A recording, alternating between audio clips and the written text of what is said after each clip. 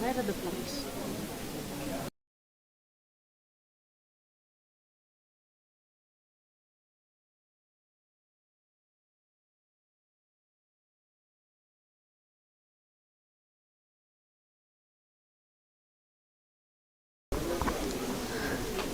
Sustainability is about making sure that our decisions about today do not compromise the opportunities for tomorrow. A very good morning to one and all present here. Distinguished guests, esteemed professors, accomplished researchers, paper presenters, participants gather here on the National Conference on Innovating Sustainable Entrepreneurship, Shaping the Future of Business Opportunities and the Environment 2025, organized by International Institute of Business Studies in association with IIBS Young Indians Bengaluru and ServiceSetu Academics. It's indeed a proud moment for all of us to host some of the finest minds and emerging researchers from across the country who have come together to share insights, innovations and ideas that are shaping the future. I am Hari Prashant, I, Kritika, your hosts for today, and it gives us immense pleasure to be a part of this enlightening journey. This event stands as a testament to our commitment to excellence and collaboration, making it one of the finest significant milestone of our institution. As we embark on this remarkable day, I now request all the dignitaries to kindly come forward to light the ceremonial lamp of wisdom. Just call one by one. Name you just call. We have not called the dignitaries on the dais. I would now like to welcome Dr. Nagaprakasan sir, Dr. Ketan sir, Dr. Jagaya sir to lighting of the lamp. So please.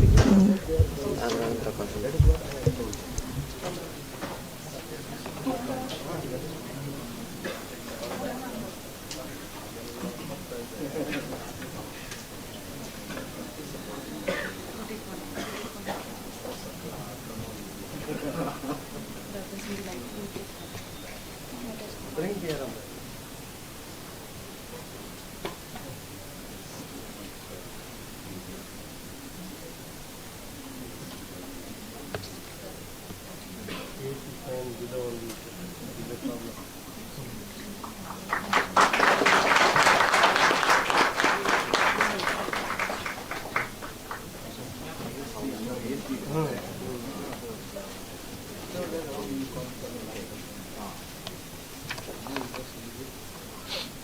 Jai.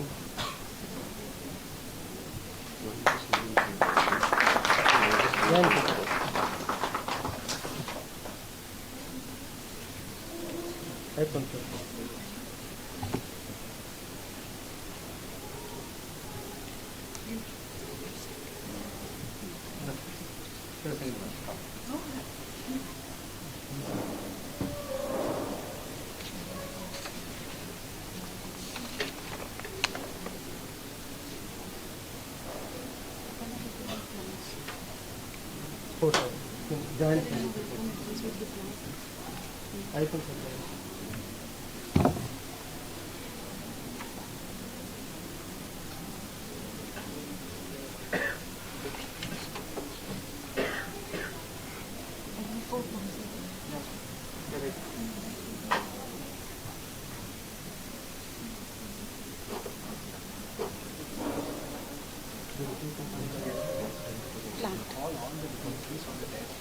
Names you can say Professor Nagaraja Pradhan, Krishna Rai sir, from the program schedule with the Tamil level program schedule with the inaugural program.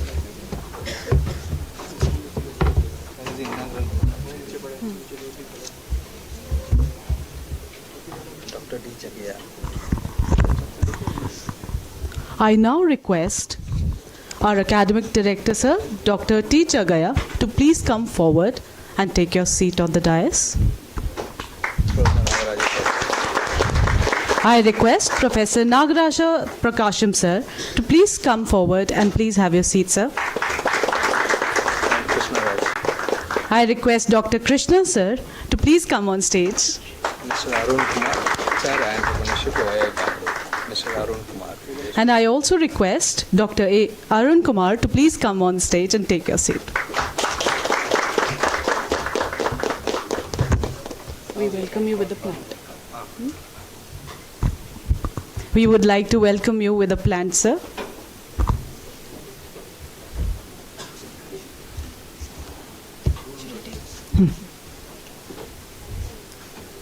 I request Jagya sir and Ketan sir to please welcome our dignitaries on the dais to welcome them with a plant.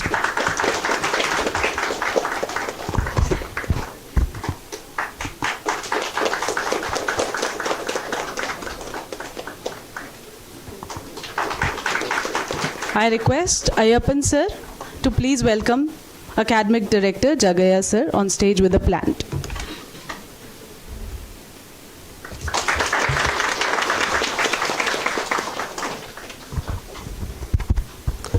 It is with a great honor that I now invite Dr. A. Ayyappan, convener of IST 2025. He has served as a Startup India, Annamalai Innovations and Incubation Research Foundation and Startup Entrepreneur Associates, with over more than 11 years of teaching experience in marketing and entrepreneurship. I would now like to invite Dr. A. Ayyappan to extend this formal welcome address to his august gathering and set a gracious tone for today's proceedings. Most respected chief guest of today's function, Professor Nagaraja Prakasam, in-house mentor, IIM Bangalore, and Dr. Krishna Raj, Professor Isaac, and Mr. Arun Kumar, Chair Entrepreneurship IIBS Bengaluru, Dr.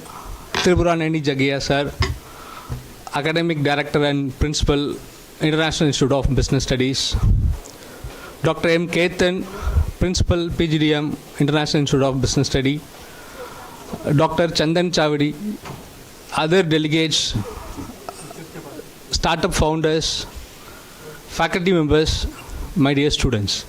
A very good morning to all present here. Thank you.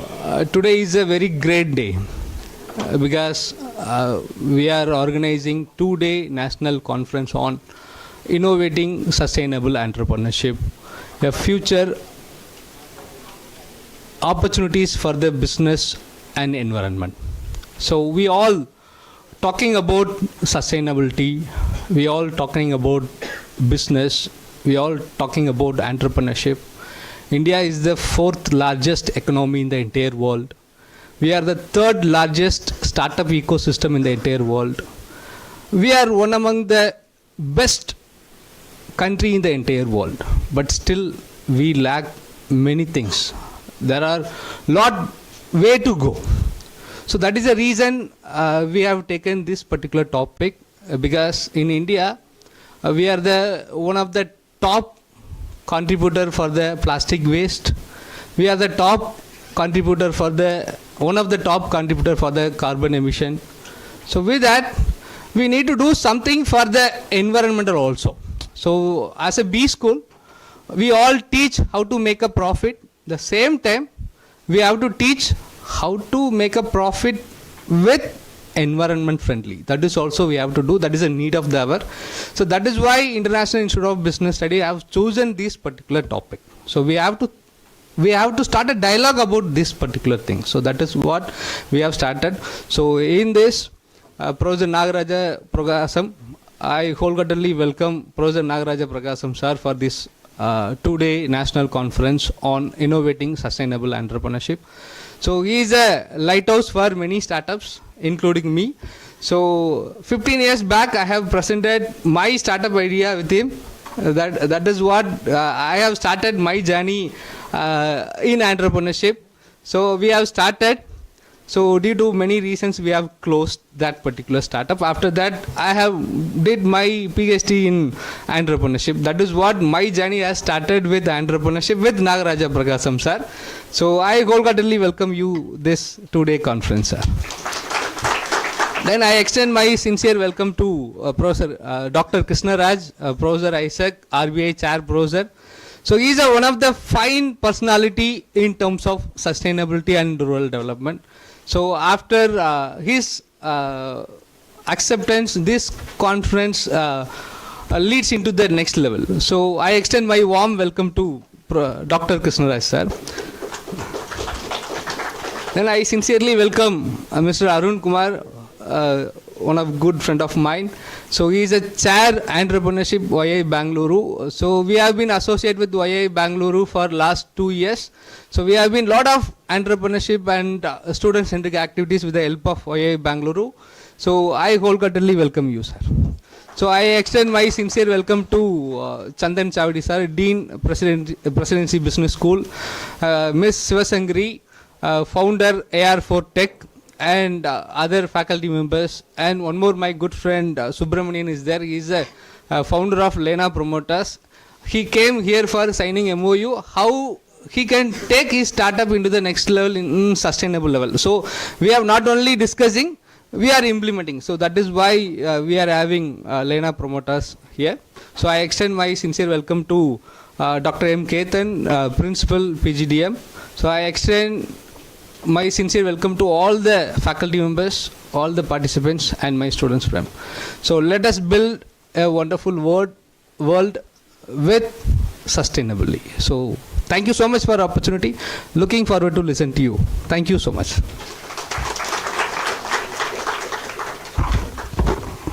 Thank you, sir.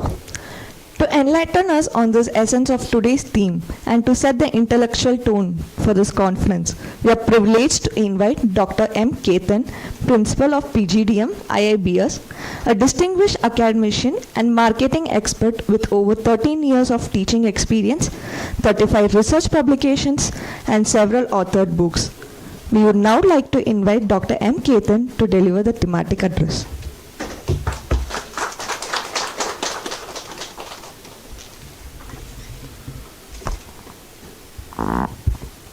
Respected Academic Director, Dr. Jagaya sir, and today's guests, Professor Nagaraj Prakasham, and Dr. Krishna Raj sir, and Arun Kumar sir, and my dear colleagues and future entrepreneurs or students. So good morning one and all. So from yesterday onwards we are discussing about how the platform that we have been created. So why we want to go for discussing about or coming up with the concept known as sustainability. So wherever we go, we can see, in India, if you take an example, there are so many startups which has been coming up. And yesterday, as our directors have said, so much of innovation now, where if you go, every country have been concentrating on advanced or rapid technology. If you go for, quantum computing or wherever you go, so much of advancement we have been seeing up. Right, but whenever we have been seeing up, we have been telling about only the innovation, what are the changes, what are our expectations, how will be the future and all these things. But we can see the companies which has been coming up are not been stressing about, the topic which is known as sustainability. So why we have been taking up this concept means sustainability has become one of the biggest challenge to India, where so much of what you can say waste that we have been generating and all these things, but where we have been taking care and where we have been, taking up the precautions to convert that into the productivity. Right, there are only few startups where they used to concentrate, and if you see many of the companies now they started telling up, we have been allocating the budget on ESG, so we have been concentrating on the word concept known as an ESG and all. But how many companies have been considering or taking up that ESG we have been concentrating and how we have been taking up it further? Only few. So if you go for considering about the carbon footprint and all these things, so there is no the particular roadmap that how an entrepreneur or maybe the companies are planning for taking care of this sustainability. So from now onwards, why can't we try to take up the concept known as sustainability? So recently we have been seen one conclave which has been conducted by NDTV. So if you take Apollo hospitals, they have been they have been given a very good, concept that, they are been creating or coming up with so much of disruption in healthcare. So, when these discussions are happening up, they are been openly telling up. So in the future, Apollo Hospital will be a light force to all the healthcare people or the industry that, we are been concentrating more on AI. But in suddenly one guy from the audience, they started telling up, everyone are telling about AI and quantum computing. So what about the sustainability? They have no answer. All right. So that is the reason, we have been taken up this concept known as sustainability. So now onwards, this kind of platforms will try to imbibe the future entrepreneurs that, how we can try to move further with the concept known as sustainability. There are many startups, maybe we doesn't know that they have been following up of the sustainability, but it has to be come onto the limelight that, what is their concept, how they have been doing up, and it has to be went, and everyone has to take up this kind of concept known as sustainability. And, sustainability and ESG has become a trendy word now. But there are many companies which has not been following up and which has become a problem to the environment. So, that is the reason we have been selected this concept, sustainability, and how come an entrepreneur will try to support for the better environment. So once again, I welcome you all and try to make use of this kind of platforms where you can try to get, so much of insights that what will be the roadmap and how the people or the, the entrepreneurs or maybe the industrialists concentrate more on sustainability or ESG with all the distinguished guests. And once again, I welcome you all, and I want to congratulate all the team of this national conference, big success. So thank you one and all. Thank you, sir, for your enlightening words and for beautifully highlighting the essence of today's theme. Now, it is my utmost privilege to invite Dr. Tripuraneni Jagaya, Academic Director of IIBS, a visionary academic leader, a man of deep wisdom, dynamic leadership, and unwavering commitment to academic brilliance. With his rich experience in entrepreneurship, strategic management, and sustainable business practices, he has been shaping future business leaders for over 2 decades. I would like to invite Dr. Jagaya sir for the presidential address.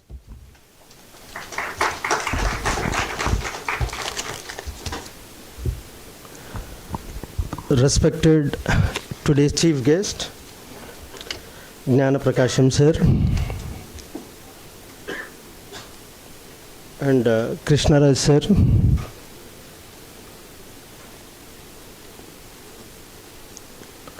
and dignitaries on the dais, off the dais, delegates, faculty members, and my dear students. Good morning, one and all present here. Today, theme we taken, innovation, sustainability, entrepreneurship, shaping the future business entrepreneurs. This is the theme. We taken the importance of this theme, innovation leads to the economic growth. No innovation, there is a constant growth. There is innovation bringing to the new thing into the business, there is an economic growth. Considering with the future growth, only a sustainability will bring the future economic growth. We are growing year on year. We came to the now 3rd largest economy in the globe, and further we want to move the 3rd economic big economy of the world. We want to practice many sustainable practices.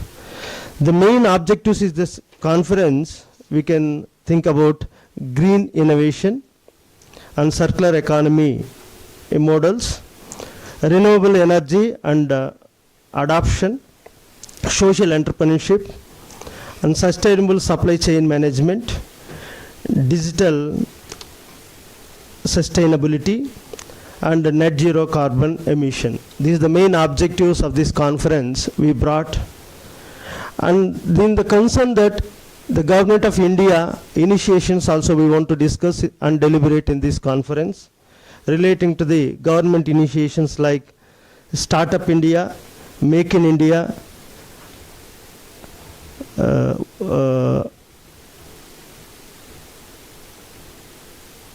and innovation and green environment entrepreneurship. These are the concept.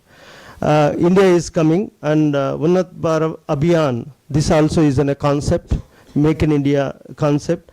Here we want to do the innovation, Skill India. These are the process. India is moving in the self-sufficiency in the all the field of the areas, and rural and social entrepreneurship, and sustainable startups, and corporate responsibility CSR. And in this process, there is a many challenges we are facing. We want to discuss about these challenges, and we want to conclude the concrete solutions. At least we can bring some challenges how to overcome and bring the concrete ideas and solutions. I am expecting to many research scholars done the research on this type of areas and give the young entrepreneurs to the solutions to sustainability in the future generation. Innovation is a key for the business, and sustainability is a key for the future generation. This in hand we want to be a follow and do the, will go in the next level of the economy. Means in the generation to generation, we can see that what the 100 years changes is coming in the next 50 years. What the next 50 years, last 50 years changes coming only 30 years. Then 30 years changes coming only 10 years. Now 10 years is become is in a 5 years. The drastic changes and dynamics in the innovation and technology. Technology leading like anything. Earlier we can say that everywhere we are to the mechanization. Now it is converted to the technology. Means agriculture mechanization, instead of now we want to use like agriculture technology. In industrial technology, not industrial mechanization. Means the transferring of the, instead of mechanization to the AI and quantum computers is a big challenge. Means people want to be equipped fundamental things, and also you want to equip the dynamic whatever the changing. Traditional in modern combination we want to be work, then only sustainability we can work it out. Otherwise there is no future for the coming generation. These are serious concerns. We want to look onto these issues and deliberate and give some concrete conclusions for this conference. It may make useful for the society as a whole. Thank you very much for giving this opportunity.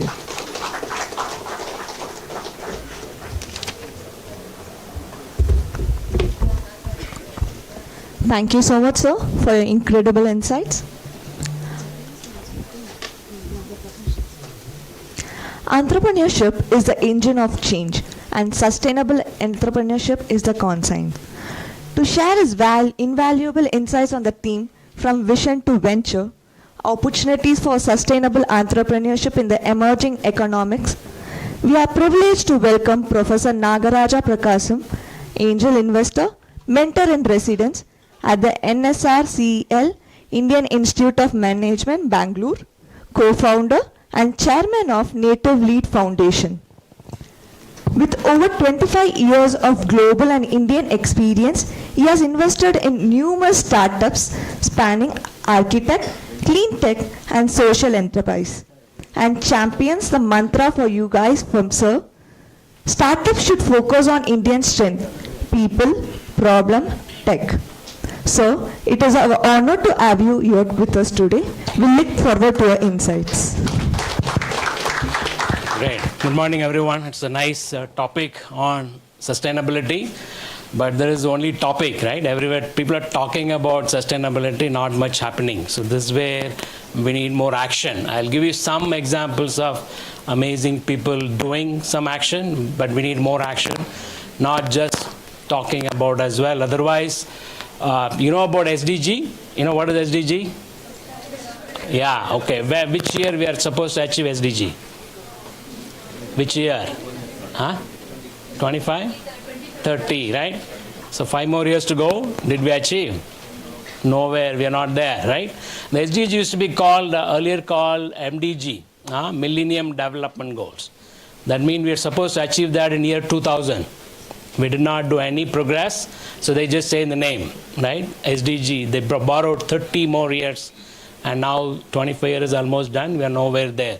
So, but still it's a possibility, but if we all of us have to change. It's called individual social responsibility, because each one of us need to realize about the sustainability element. We have to apply then every day-to-day life, right? Roti, kapda, mutton, what are we eating? Where are we living? What are we wearing? Everything should be sustainable. Then only it's be possible. Otherwise, we'll borrow another 30 years. Right? Government of India said, give me till 2070, will become net zero. By the time Earth may not be there, right? So that is why you saw these Hollywood movies. Have you seen Interstellar? Yes? Okay, good. So all these rich guys in the US, they're ditching the Earth. They said, let's go find Jupiter, probably a moon near a Jupiter. We'll go live there, because that Earth is not fixable. But that is an attitude, but the potential is there. I'll give you amazing people who are doing fantastic work. Today the world has two problems. What are the major problems? What are the major two problems the world has today? Yeah? Waste, okay. Then? Pollution, okay. Then? Climate change, yes. Climate change, what else? Fossil fuel use, okay. What else? Huh? Water, yeah. What else? What else? Okay, climate change and inequality, right? This climate change, we all know about the problems, what is happening, and Bangalore got a hailstorm during summer, right? And we saw 1 year there's a flooding. In May, we have a problem with water, and probably August, we have surplus water. And we still figure out what we do with the water, right? Again, May comes. So this is one problem, climate change. In the north, you saw Uttarakhand, the river changes the course. So all these problems are climate change. Even Texas had a flooding after many years. I was in a place near Hiriyur. After 87 years, that dam is full. Yeah. So it is a very interesting phenomena for the people to see. The dam is 100-year-old. After 87 years, this dam is full. You can go still there. I think it's to the brim. It's probably a 2-hour drive from here. And inequality. In US, it's one of the richest country. We can put the people in one van who controls the 50% of the wealth. Yes? People in one van controls 50% of the US wealth. In US, 16% of the population fell into poverty in their own standards. India is a similar problem, right? We have quite a bit of... So these were two things, but sustainability has an opportunity, because as a developing country, we have a fantastic opportunity. That's why I've written a book called Back to Bharat. So the word Bharat is nothing with this politician fighting about, right? India versus Bharat. The Bharat is about the billion people that we don't talk about, right? Out of the 1.5 billion people, everybody talk about the 500 million who speaks English, who have internet access, who have some disposable income. The billion are ignored. I think that is where the opportunities. That's where the word Back to Bharat. The book idea came when I was in Kapad, right? In Kerala, Kapad. Have you heard of this place called Kapad in Kerala? So what are the significance of this place in Kerala? Kapad. That's where Vasco da Gama landed, right? So I was there visiting a startup. There was a stone there which said 1498 Vasco da Gama landed. I was just thinking, wow, back then no Instagram, right? No internet, no telephone. These guys risked their life and coming to Kerala for just this small tiny pepper, right? So that is what attracted them. What would have been the glory back then? Can we go back to that time?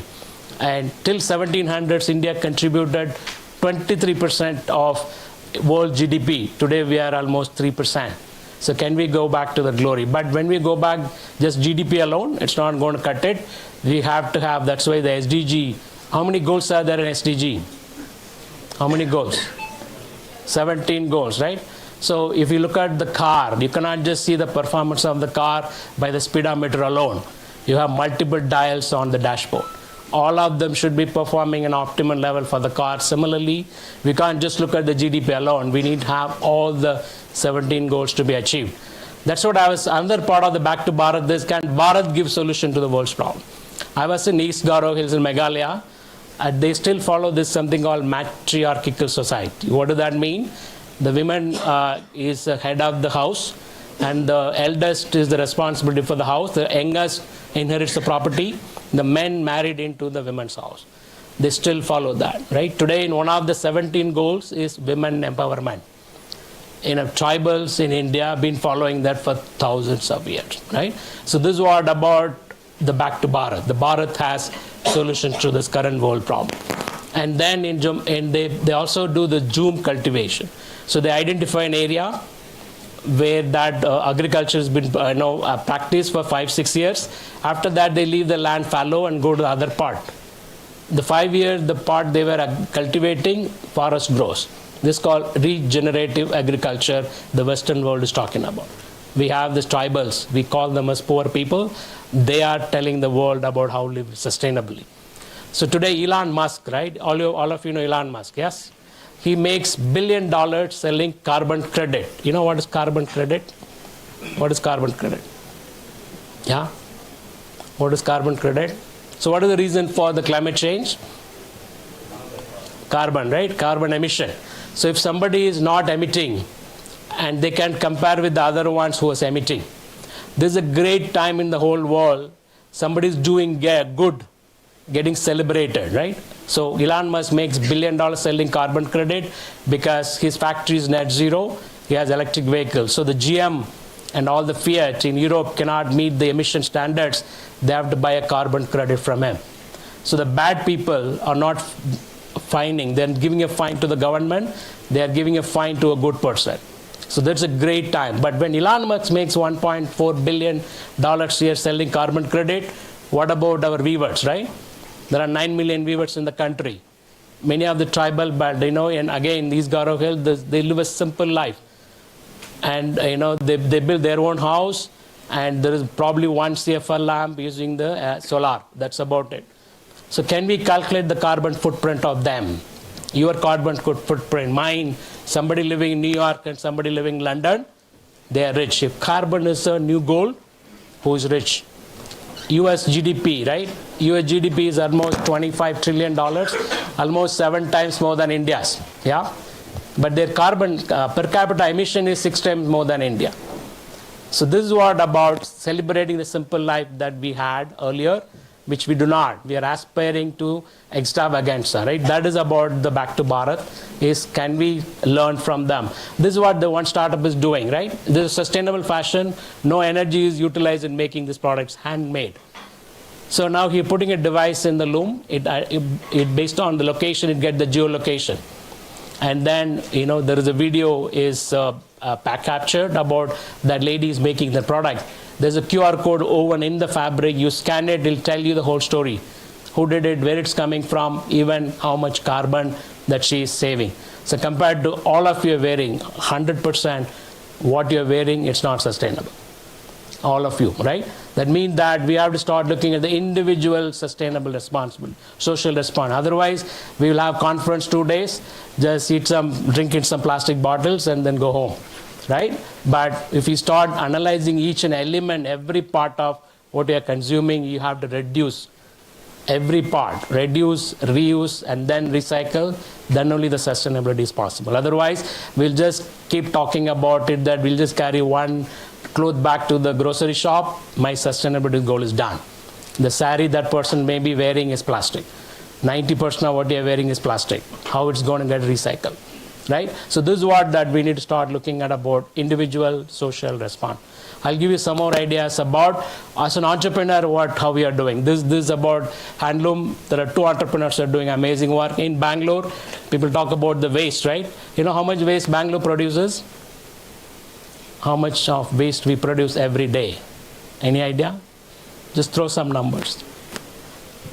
Some tons, right? 100 ton, 200 ton? Any number? Yeah? 6,500 ton of waste Bangalore produces every day. So this is what this entrepreneur did, Wilma, right? Wilma said, and she did not understand the problem. And she took her friends from Germany to Madurai Meenakshi temple. And they saw that, wow, why this place is so filthy. Madurai, actually, there's a data came in yesterday. I think they're number 2, in the country, being filthy. Still it's filthy. So that people said, from Germany, why your city is so bad? That's what occurred to her about how come our city is so bad. She came back, she quit the job and started analyzing the Bangalore data. There are 6,500 ton of waste is produced. As an ordinary citizen, will blame someone, right? Entrepreneur would not blame anyone.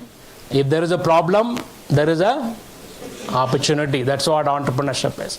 She doesn't blame. Ordinary citizen will find a problem, blame someone, government, corruption, pollution, whatever it is, they blame someone. Entrepreneur enjoy the problem so that she can solve it. She identified that 40% of that bulk waste is coming from bulk generators. 15 years back, she walked into our campus in IMB. She made our campus zero waste campus. Last 15 years, IMB is a zero waste campus. Nothing is going out to landfill. 98% is segregated on the place and goes to the recyclers, right? Only 2% end up in cement factory. So this is what she changed the customer behavior. Today, if you say waste management, people want to buy your PET bottle, newspapers, right? They are not waste management company, they are traders. Will they buy a soil sanitary napkin? Will they buy a soil diaper? Or probably half an eaten idli in a grocery bag? That's what the cow tried to eat, then chokes and dies. So that's what she identified, the zero value plastic is what contaminating the water body. She just changed the customer behavior saying that I won't pay you money, you have to pay money. Every kg of waste IMB produces, they pay money to the waste management company. So what happened? When the waste is most waste is produced, then more money you have to spend. That customer, right? The customer is changing the behavior about if you produce more, you've been penalized, not incentivized. So now I have to carry my own water bottle, right? Earlier, every classroom, every student got one plastic bottle. Today, everybody have to carry the water bottle because every extra kg of waste that we produce, we have to pay money to manage. So when you penalize the bad behavior, the behavior changes. So that is what once as a single person in the whole country, she changed the customer behavior about zero waste campus. Today, she manages 100 ton a day. Everything is segregated. If you go to the Jigni, she has a plant on material recovery facility that is featured in Discovery Channel, how a technology is used in managing the waste. She analyzes each waste. All the juice packets that you're drinking juice from, it's one company makes in the world called Tetra Pak. She calls them and says that I have 50 ton of Tetra Pak, you teach me how to recycle. There is a law in India. After drinking water from this bottle, this company name, whatever the company is, they are responsible to manage the waste.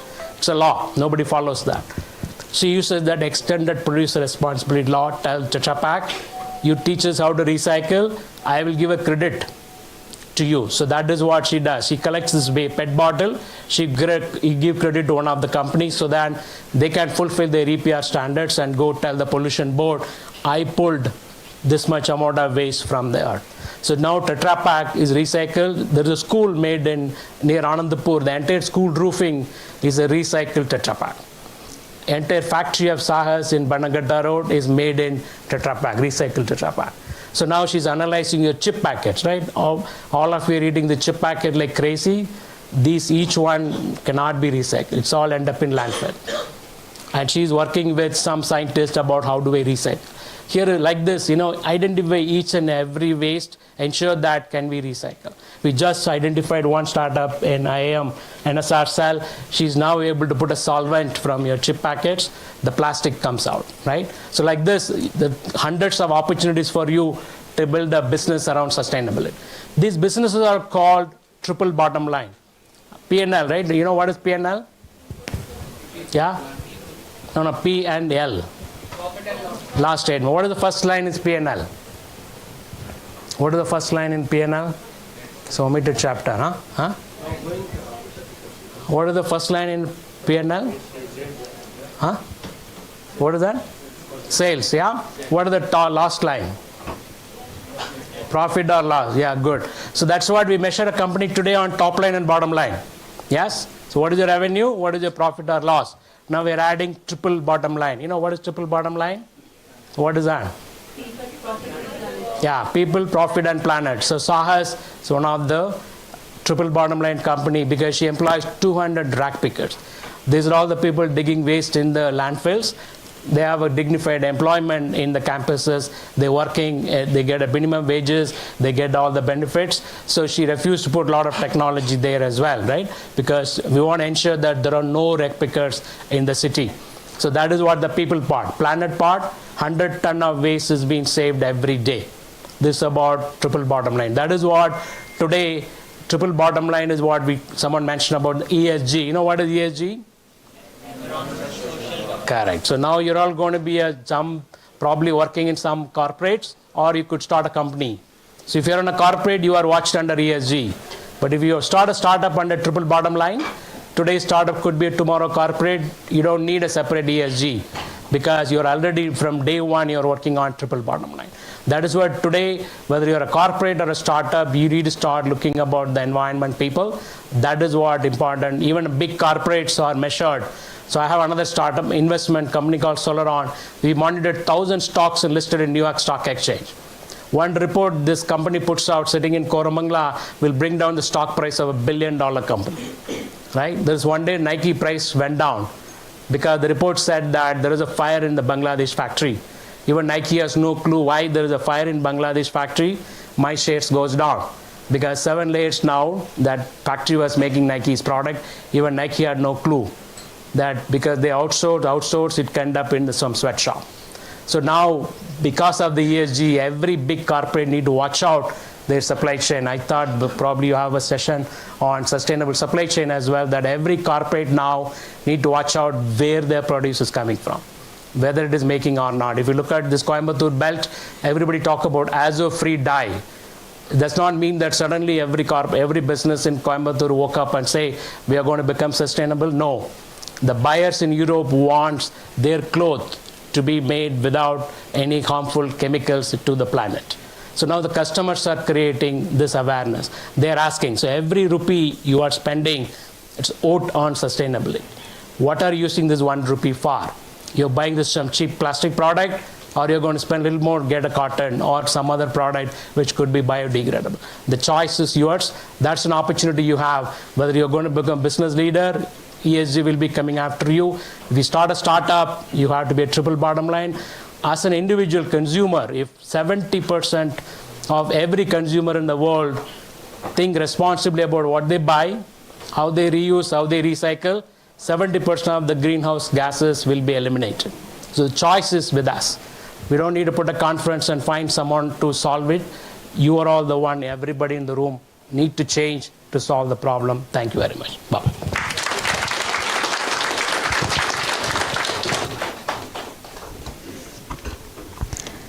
Thank you, sir, for such an enlightening address. Now, I would like to request Dr. Jagya, sir, to facilitate Professor Nagaprakasham, sir, with a shawl and memento.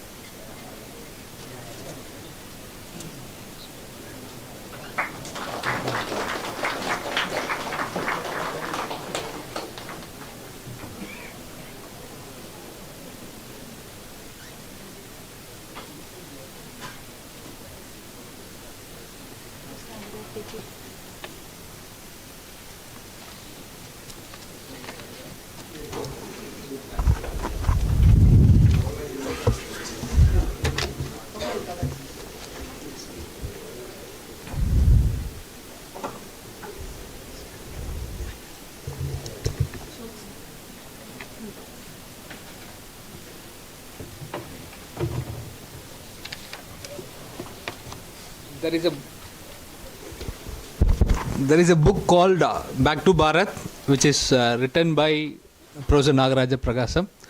So in that book, you can able to find 1,000 years old tradition which is used by in a startup concept, that and all, it is there. So if anybody wanted to buy right now, you can get the book with the signature of the author, Professor Nagaraja Prakasam. If anybody wanted to have, you can come forward and get the book with the signature of the author.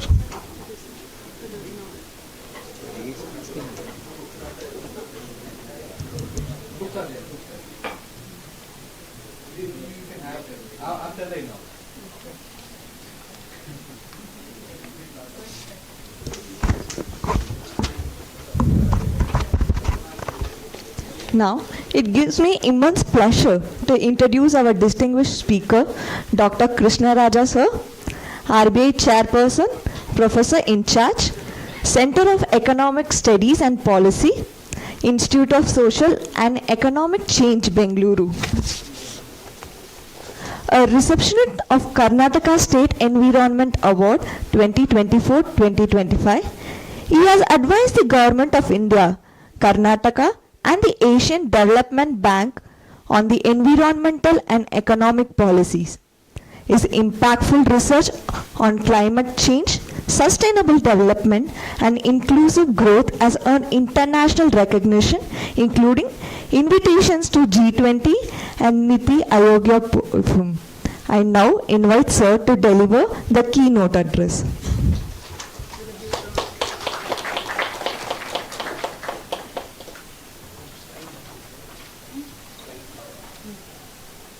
Thank you for your.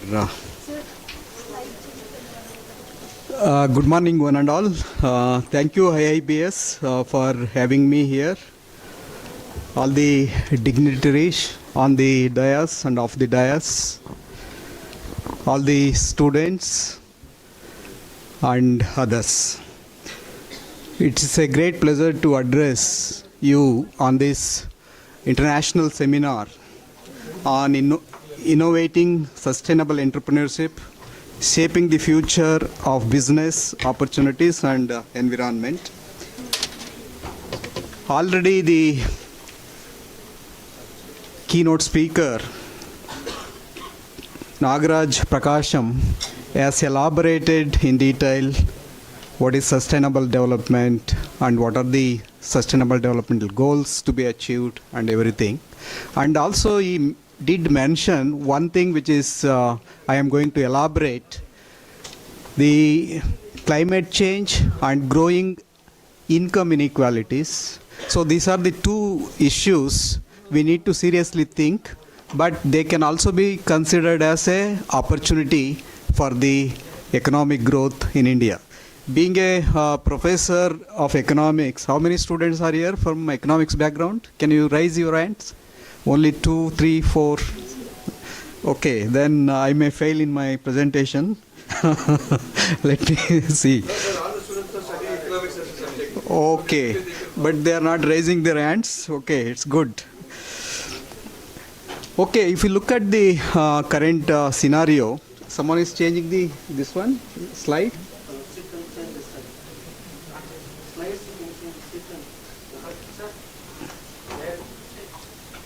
It is there. Sir, the slide Changer is there. Okay. So we have technology, but we are not using it. Yeah. You are not changing the slide.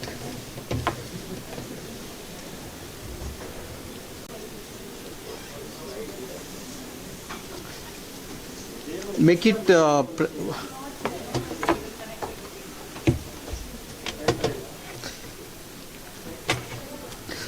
okay, give me mic, I'll go there and I'll change. Okay.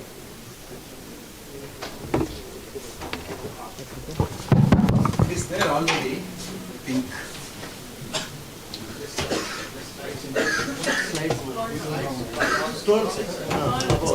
Okay. Okay. So just, yeah. First, I will deal with the present situation in the world. We have come to the stage that climate change is a reality as per the IPCC report, Intergovernmental Panel on Climate Change, Assessment Report 6. It gives a clear picture about how the Earth's environment is warming up due to increasing dependence on fossil fuels. These fossil fuels including gas, coal and oil. As a result, the Earth is warming up. it imposes social and economic cost on every one of us in terms of health cost, in terms of damages, in terms of decrease in the GDP of our economy, including personal income. Okay, I can change, no? Yeah. Down, arrow, sir. Next. Okay, thank you. Yes. So as per this report called Economics of Climate Change, there was a Nicholas Stern report. It clearly states that especially developing countries, including India, they face severe climatic change that leads to increase in the temperature, and that imposes high cost. That is 5% to 10% of our GDP will be lost because of climate change. The previous speaker already mentioned that how Himachal Pradesh, Jammu and Kashmir, even Punjab and other parts of our country, they've experienced natural disasters in terms of cyclones, floods, and also droughts and forest fire, etc., that led to loss of life as well as loss of income. In this regard, the temperature level already on an average increased to 1 degree Celsius. Now we are moving towards 1.5 degrees Celsius by 2040. After that, the temperature will move on to 2 degrees Celsius.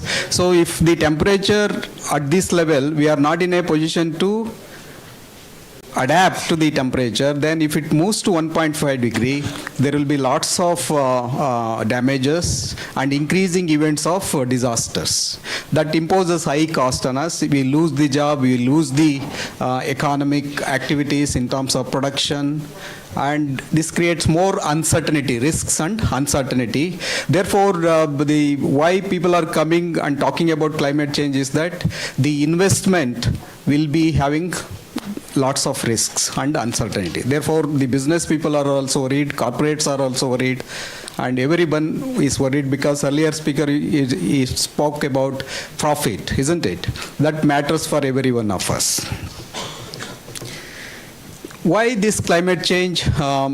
Because economic growth leads to increase in CO2 emission. In terms of we use transport, there is an airport, every minute, every second, or every 30 seconds there is a aeroplane takes off and lands that uses the oil, gas and other fossil fuels that creates more carbon emission. So the economic growth leads to CO2 emissions, and rising CO2 concentration leads to climate change, that is increase in temperature and change in the precipitation level and also sea level rise. Then climate change imposes ecological and economic cost in terms of lower productivity of agriculture crops and also coastal flooding, ocean acidification, floods, droughts, forest fires, etc. So now we have come to this stage. We are acting on the climate change. We need to reduce the emissions of greenhouse gases, particularly the fossil fuels. As a result, we have adopted the policies called economic instruments to reduce the emissions of greenhouse gases.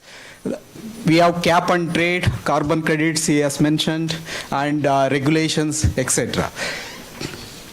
These are driving the changes for the 21st century. These are the drivers for green technology, green innovation, and green entrepreneurship. What are the sectors which causing high emissions of greenhouse gases, particularly electricity, and heat generation. Industry, it contributes to 21%. Electricity and heat generation contributes to 25%. And agriculture contributes to 24%. Transportation 14%. And building 6%. And other energy 10%. When these sectors which are causing emissions of carbon dioxide and other greenhouse gases, these are the sectors which are going for structural changes. We are adapting to the green technology. Their investment is coming forward, and also the innovation is taking place. Their entrepreneurs are entering into these sectors. If you look at the historical increase in the temperature is increasing over a period of time. This is 1 degree Celsius already it is increased. And this is the main reason. Coal, oil and gas, even today we are depending on these three important primary energy sources for driving the economic growth. Therefore we call it economist, high carbon economies. Still, even though we are pushing for green energy, that is renewable energy, but the primary energy consumption is still very high. As a result, total energy consumption in the world, if you take leading countries like China, United States and India, they are the highest consumers of greenhouse carbon, fossil fuels. That is in terms of million tons of oil equivalent, the gas, oil and the another one, gas, oil, another one, coal. So China consumes highest 3,381 million tons of oil equivalent, followed by United States 2,046, followed by India, that is 908. These are the economies which are highly carbon dependent economies. As a result, the CO2 emission from fuel combustion is also very high. China, for example, 9,717 million tons of carbon dioxide, followed by United States 4,405 and India 2,191. If you take Asia alone, it is the China which is consuming highest, 24% of the global energy needs. Therefore, it is fastest, it is growing very fast in the last 1 decade. I will show you with the figures how it was growing fast. So if you take energy use per capita, but India's energy use per capita is very low when compared to USA, Canada, and even Saudi Arabia, and Russia, and South Africa, and other countries. But energy dependence by India on gas, coal, and oil, even today it is more, around 83%. If you take historical emission, these are the countries, United States, European Union and other countries, they have historically contributed to the greenhouse gas emissions. You may be aware of what is greenhouse gas and greenhouse effect. Are you aware how greenhouse effect takes place? Anyone can explain? Anyone? You are not attentive. What is greenhouse effect? Huh? What is the process of greenhouse effect I am asking? Yeah, please. Quickly.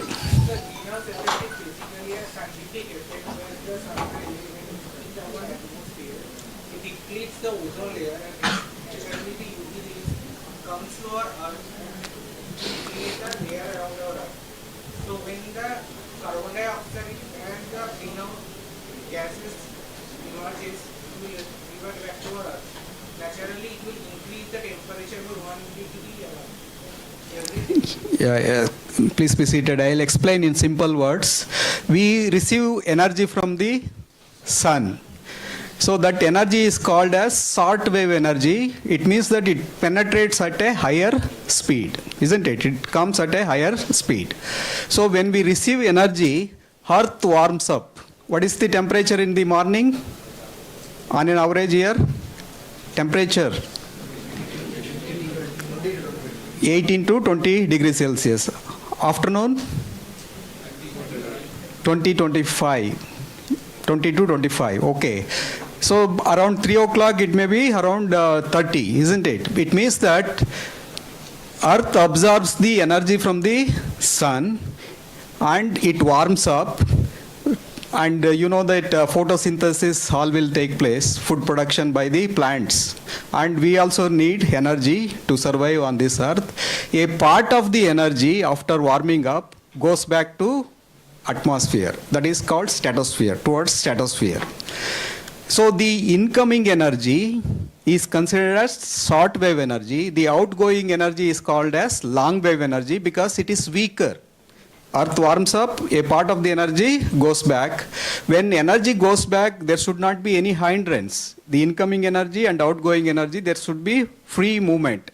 But these greenhouse gases called carbon dioxide, methane,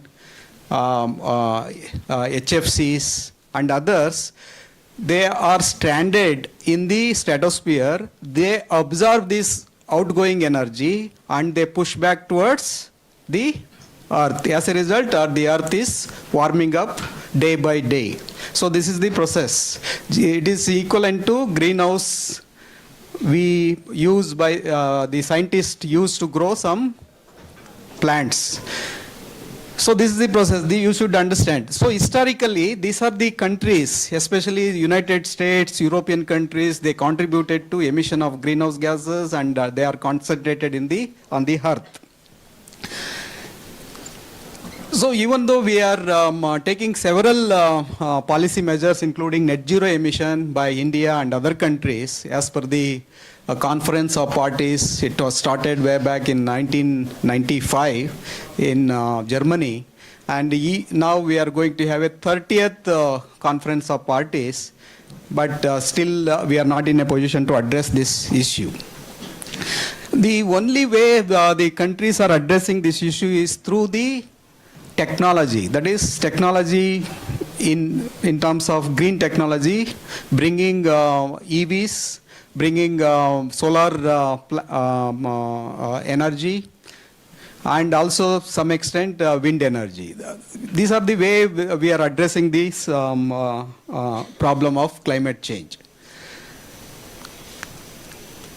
And quickly I move on to Viksit Bharat. On the one hand, we have Viksit Bharat to achieve $40 trillion by 2047.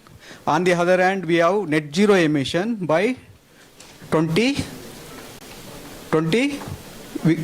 Net zero emission. When India wants to achieve net zero emission? 2070. So on the one hand, we have to have Viksit Bharat, $40 trillion economy. On the other hand, we have to achieve net zero emission. How both can go hand in hand? That is convergence of economic and environmental policies. There our strength lies. So India being the fifth largest economy, now move on to the fourth largest economy. Its total GDP is 4.2 trillion economy. If you look at US, it is almost 25. And if you look at China, around 19. And India is 4.2 trillion economy. So we want to move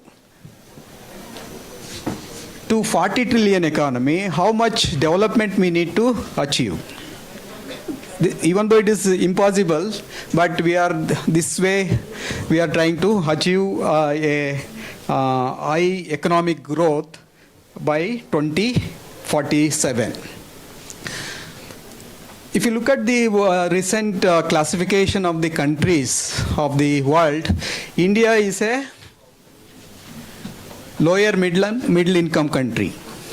And from lower middle income country to upper middle income and high income. There is a long way to go from lower middle income to upper middle income and high income. You should understand all these things because you are the future generation. You will be there for next 40, 50 years, and how our economy is moving and how you can take part in this process of economic development. On the other, in order to achieve Viksit Bharat, the country should grow at the rate of about 12% GDP. Now it is growing around 7%, 6.5% to 7%. So this clearly shows that we are not in a position to achieve that one, Viksit Bharat. I have carried out estimation whether India can achieve Viksit Bharat by 2047. It is highly impossible. So even though they have various strategies, structural transformation, increasing competitiveness, improving financial and social inclusion, governance reforms, seizing opportunities in the green revolution, improving the labor market, etc. But the problem is that the policies are not in place. Therefore, I am bringing the one solution how we can make economic development India possible through the example of this report. This is 2024 World Development Report.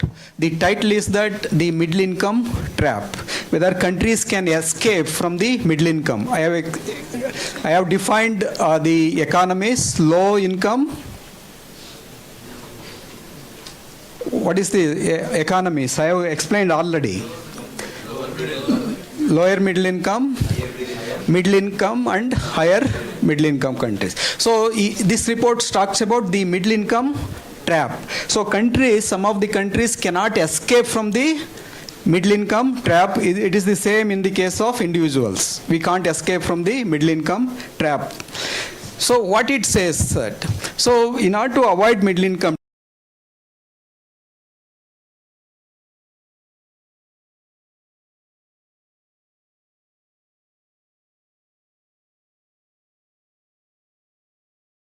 levels. So this requires a economic restructuring completely.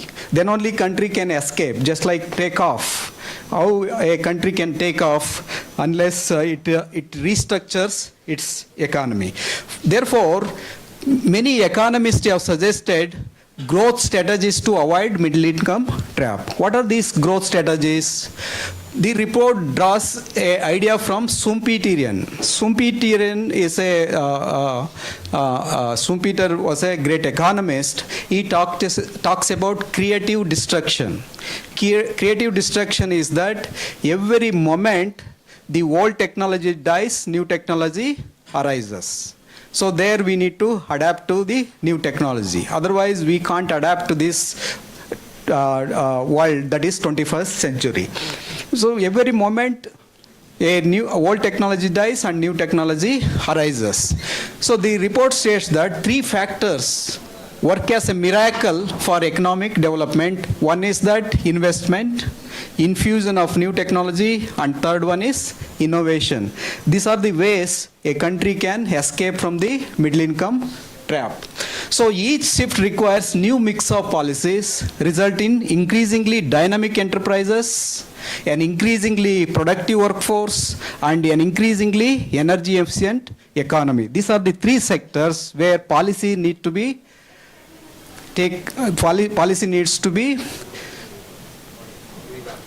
revamped in order to achieve the escape from the middle income trap. So the successful middle income countries will have to engineer two successive transitions to develop such economic structure. The first transition is from A1I strategy for accelerating investment to a 2I strategy that is focusing on both investment and infusion. First strategy is investment. The second strategy is investment and infusion of new technology. Without new technology, we can't grow. And in the later, a country brings technology from abroad. We don't have technology. We have to bring technology from abroad. and diffuses them domestically. Once a country has succeeded in the first transition, the second transition consisting of switching to a 3-1 strategy, which entails paying more attention to innovation. So this is how we need to move on to make economic development, that is 40 trillion economy by 2047. Otherwise, no. So even if you look at the recent Nobel laureates, they have explained the same thing. What they have explained, this Joel explained that for having identified the prerequisite for sustained growth through technological progress. Only through technological progress a country can achieve higher growth. And second one, these two authors, that is Philippe and Peter, for the theory of sustained growth through creative destruction. Schumpeterian creative destruction. So a country can achieve higher growth rate through creative destruction, destroying the old technology. Destroying means naturally they destroyed themselves and emerging new technologies. Therefore, they are given Nobel Prize. So they give one example here, very beautiful example. For example, in case of India, you take growth of creation of entrepreneurship in India, particularly in service sector. They have considered Infosys and Tata Consultancy. Their growth rate is higher than the industrial average growth rate in India. In 1980s, the Congress government under the prime ministership of Rajiv Gandhi, they have imported technology, especially the computer, and they diffused to the Infosys, Tata Consultancy and others. As a result, their growth rate is improving over a period of time. As a result, they proved that they are highly successful entrepreneurs. That works in that way. Therefore, in this report table, I am showing you where is the status of India in terms of income group, income in terms of GNI per capita, in terms of economic complexity, that is enterprise, income per capita, talent and energy. Where are we? Look at India. It is a lower middle income country with per capita income of 2,540 US dollar, but in USA the per capita income is around 80,000 US dollar. In case of China, it is higher. So how to move from 2,540 to around 16,000 or 15,000 US dollar? This is the biggest question. And in case of entrepreneurship, productivity constraints are very high. Technology index is very low in case of India, 0.361. Whereas other countries like, for example, Russian Federation, it is 4.6. And you take China, United States, it is 100% technology index. And you take France, it is 11.5, Japan 50, South Korea 92.5%. So where is India? India is having only 1% index. So this clearly shows that India is lagging in terms of technological progress, innovation and investment. And one more issue is that India is considered to be a young India in terms of demographic strength. On an average, nearly 72.9% of the people when 2010 in China, China was growing at a rate of 12 to 15%. But India is growing, even though it is demographic dividend is there up to 2030, then slightly go down. We have to make use of this demographic dividend like you from creating a entrepreneurial class. Then only India can make economic development faster. But here India has the demographic dividend opportunity, and about 68% of India's population falls between the age of 15 and 64. And 26% falls within the 10 to 24 age group, making India one of the youngest countries globally. Recently, Germany company came to us and they want to train Indian youths like you because Germany requires altogether a different skill set. Unless we make use of the Indian youths, we can't achieve economic development. Look at the youth unemployment rate from 1999 to 2023, even though it is falling, but still the unemployment rate is very high. Therefore, we have to create an entrepreneurial class, that is self-employment.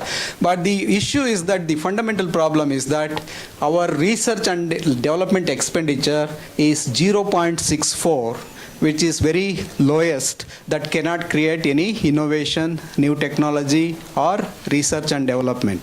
That too, it is coming from only government expenditure, not by the private sector. Whereas in case of other countries, Israel 5.56, South Korea 4.93, America 3.46, like that. They are leading the innovation, they are leading the technology. Therefore, they are exporting more, importing less, they are making economic development. But India, it is dependent more on imports rather than exports. So where is the way? The way is that we have to create a entrepreneurs class. MSME is the one of the area we can have more growth engine of the economy. We need to generate more employment because even today 60% of our population live in rural areas. In this you can see agricultural land, percentage of food export, total employment, female and male population. So when India lives in rural areas, our strategy should be creating entrepreneurship class in the rural areas by making use of the natural resources. These are the MSME contribution to GDP growth rate, around 50% to India's export, and it is decreasing over a period of time because of the after COVID-19. So therefore, we need to unlock the agriculture and MSME sector through this superior creative destruction. We have to take the innovation to the rural areas. And I can mention even the Angel's law that states that always we think that as income increases, the expenditure on food consumption decreases. But the main issue is that we are demanding more nutritional food. So therefore there is opportunity to grow in this agriculture sector, and this way we can make economic development possible. I am showing one or two slides on the how new entrepreneurship in the rural areas, and based on our wisdom, local wisdom, we can make economic development and be successful entrepreneurs. This is a Arnamula Kannadi in Kerala that is being exported to all over the country. They are making this Kannadi, that is mirror, and it is being exported everywhere. Likewise, we can make use of other bioresources as environmental friendly commodities. For example, coir industry as a climate resilient industry that can be an alternative to the plastic. So these are all the entrepreneurship opportunities available in the rural areas that will help us in making economic development more faster. So therefore, this report gives how India and other countries can escape from the middle income trap through enterprises, talent, and energy sector. These are the three sectors we need to concentrate for achieving sustainable development strategy. That is, we can also achieve higher economic development. At the same time, we can achieve net zero emission. So these are the industry outlook. More talent are required, and artificial intelligence is driving. These are all the new technologies, how they are destructive and emerging in the 21st century, where you need to concentrate for entrepreneurship. these are all the areas, batteries, the growth rate, you can see the investment, also critical minerals, rare earth materials, and electrolyzers, fueling equipment, solar, wind, and zero emission vehicles.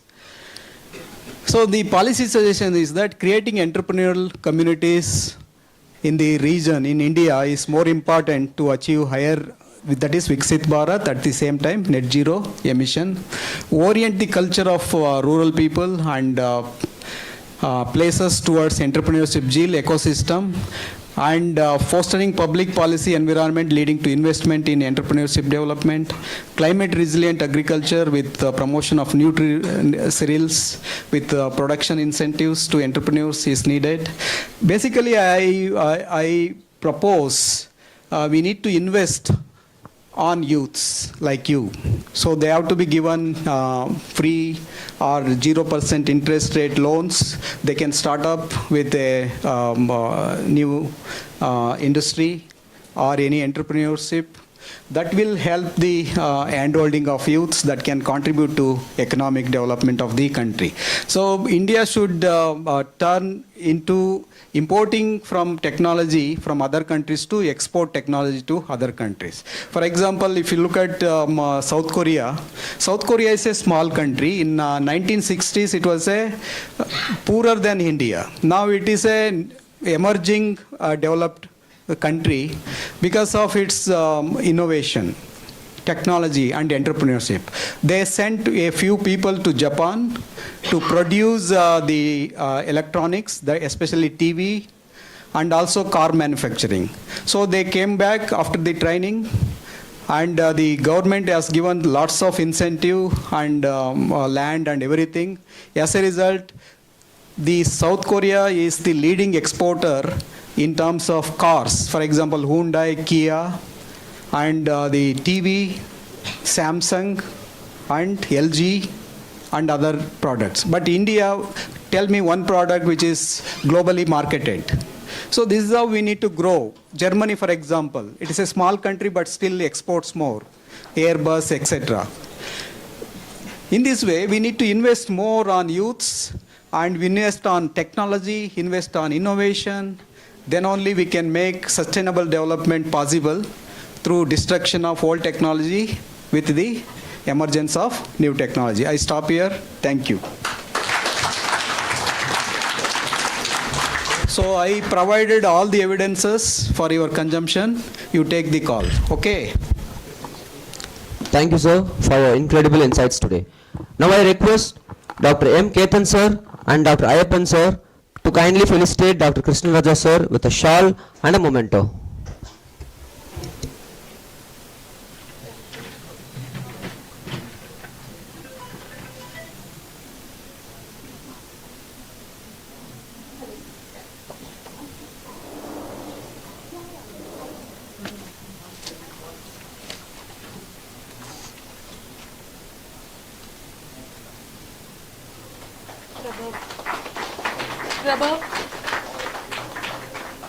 Prabhav.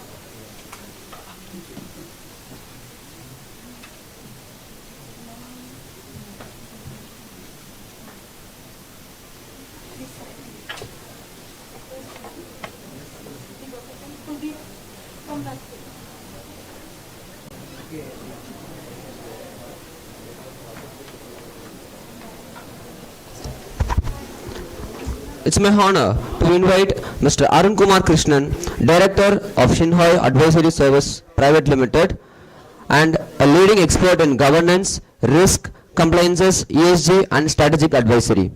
With over 17 years of experience, he has represented India at the G20 YEA and earned a prestigious recognition like the Promising Entrepreneur Award. A passionate mentor as he continues to inspire innovations, financial literacy, and leadership among the young change makers. Now I would like to welcome Mr. Arun Kumar, sir, for the felicitation address. Welcome, sir.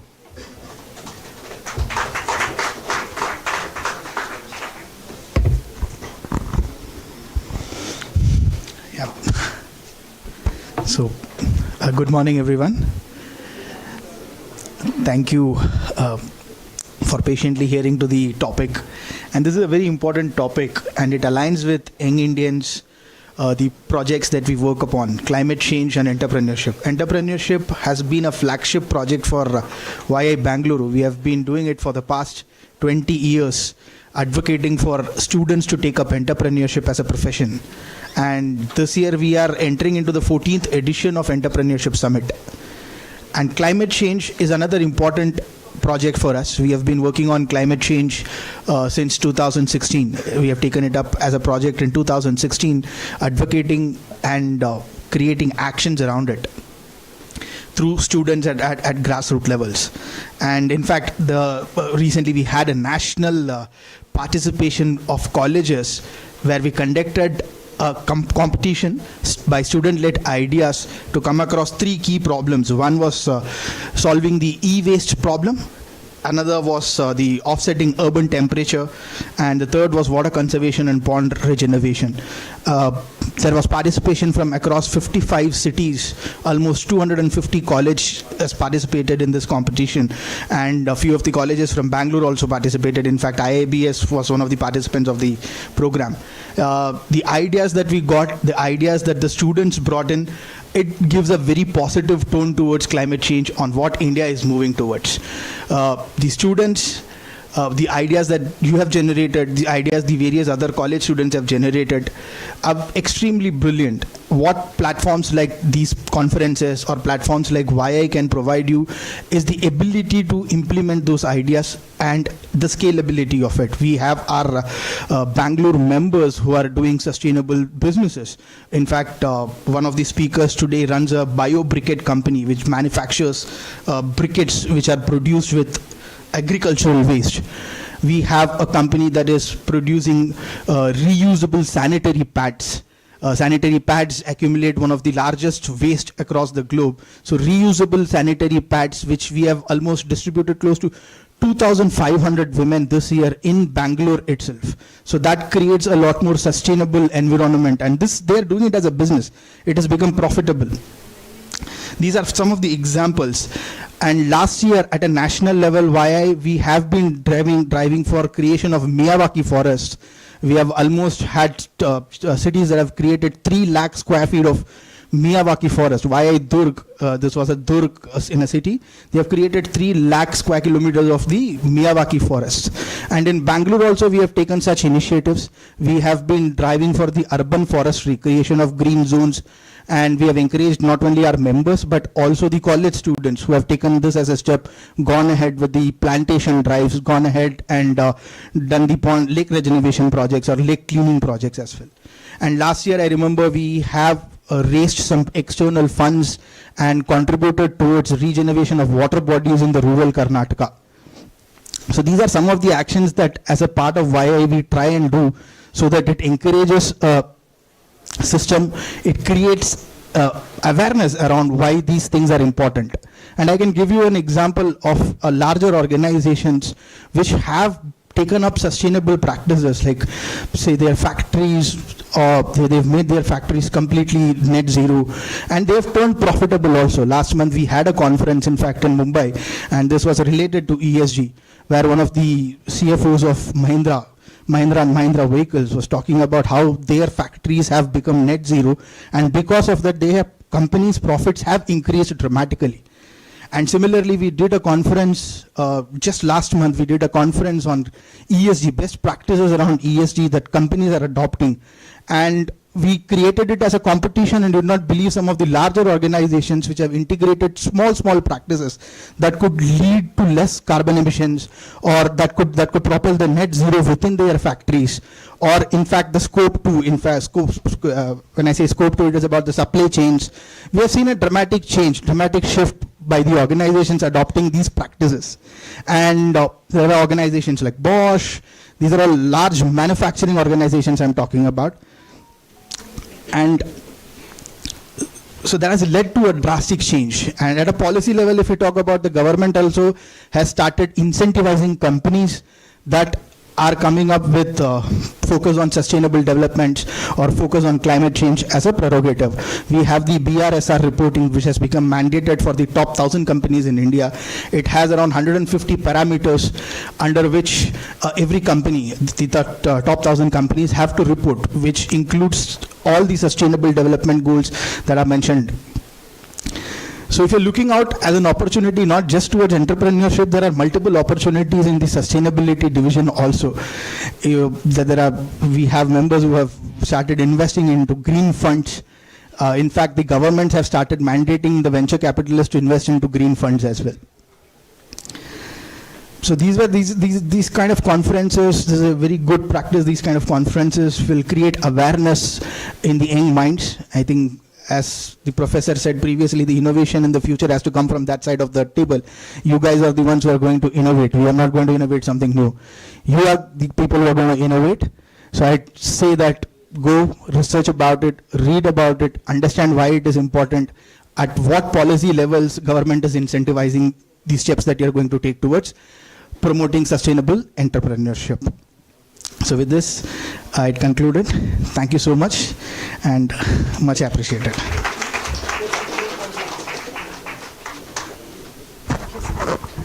Thank you, sir. I now request Dr. Ketan sir and Dr. Ayappan sir to facilitate Mr. Arun Kumar Krishnan sir with shawl and memento. Next, Priya Modi ma'am's felicitation. She's here.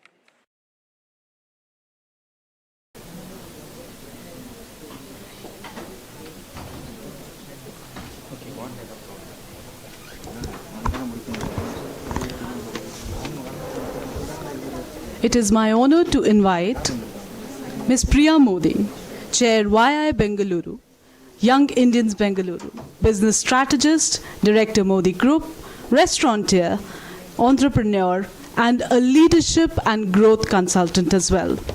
She has great influence on people all around her. I'm one of them. We invite you for the felicitation address, ma'am.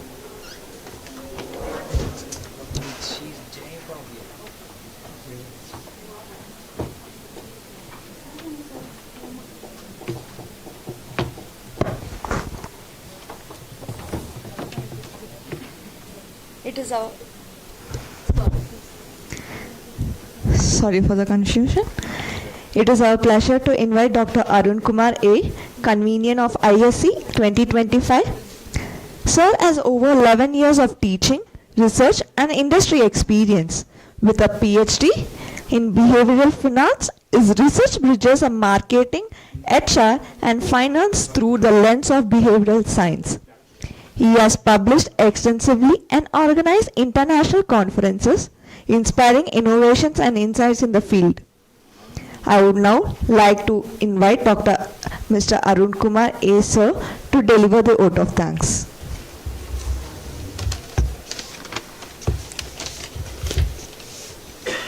Thank you, Kritika. Very good afternoon, everyone. Okay, so since we are already lagging behind the time, I want to hurry up this vote of thanks. First of all, I would like to thank Dr. Jayaprakash sir for providing this platform to organize this conference.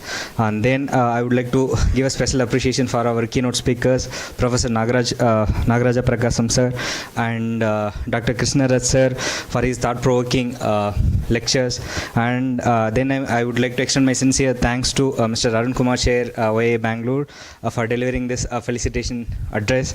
And then I would like to thank a special thanks to Dr. T. Jagaya sir, Director IIBS, and Dr. Ketan sir for providing presidential and thematic address. And I would like to thank our knowledge and collaboration partners ServiceSetu, AIVI and Young Indians Bengaluru for their valuable association for organizing this conference. And finally, I would like to thank all our faculty members, volunteers and the conveners of this conference, Akriti ma'am, Ayappan sir, and including myself and participants for their active engagement and contribution for making this ISE 2025 a resounding success. And once again, I thank you all. Thank you, sir. We shall now have a short break, tea break. Kindly enjoy your refreshments outside the hall. We will exactly start the panel discussion at 12:45.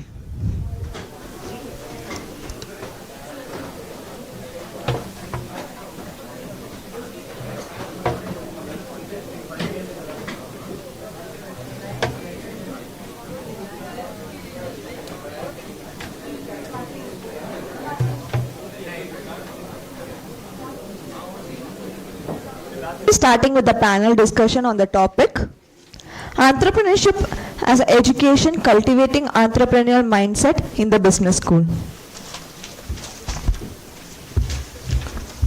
It is a privilege to invite our moderator, Mr. Ashwani Gautam. Sir is a visionary entrepreneur and founder of IIBS, a pioneering initiative dedicated to fostering environmental balance through sustainable practices and innovative solutions. With a deep commitment to driving positive change, he blends his expertise as a consultant and strategic advisor to help organizations navigate the complexities of environmental challenges. His dedication to a greener planet continues to inspire and lead transformative efforts across industries. We welcome you, sir. I request Dr. Akriti Gupta ma'am to welcome Mr. Ashwani Gautam sir with a plant.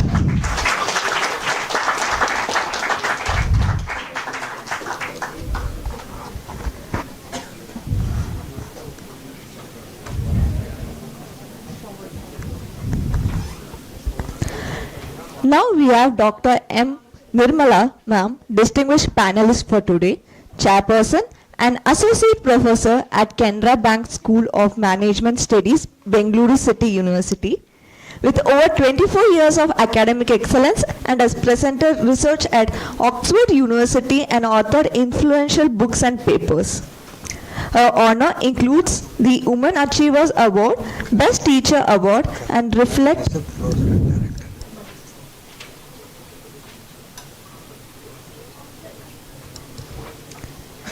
Honors including the Women Achievers Award, Best Teacher Award, and reflect her dedication to knowledge and empowerment. I now request Dr. Dr. Balaji sir to welcome Dr. Nirmala ma'am with a plant.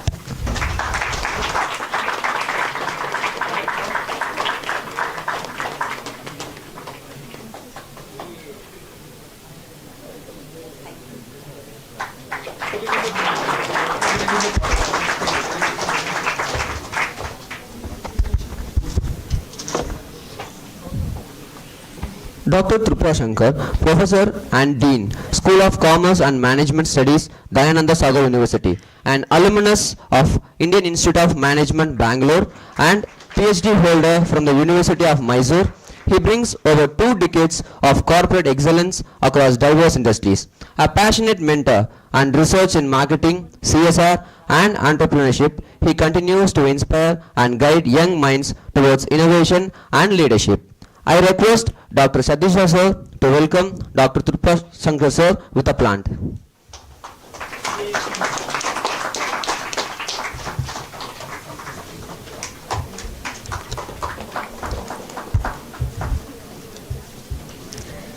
Next we have with us Dr. Chandan Chavedi sir, Dean and Professor at Presidency Business School, Bangalore, and distinguished academician in the field of management.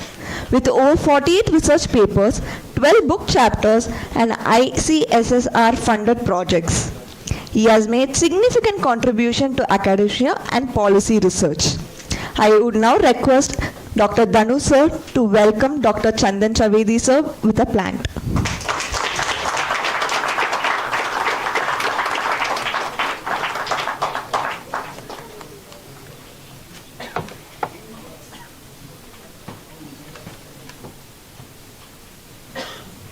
Sir, over to you, please.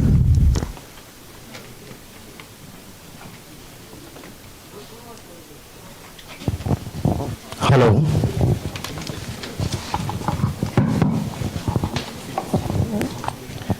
Thank you everyone to join this particular session. The topic is entrepreneurship as education, cultivating entrepreneurial mindset in business schools, right?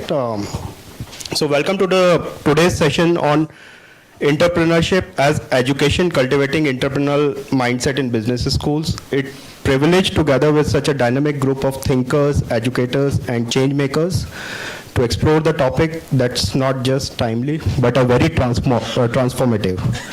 As we think the purpose of business education, one truth stands out. Entrepreneurship is almost a way of life, and you only learn by doing. The mindset rooted in action, experimentation, and resilience is what today's students need to thrive in the world of constant disruption and opportunity. Internship is about cultivating curiosity, embracing ambiguity, and daring to solve the problem that matters.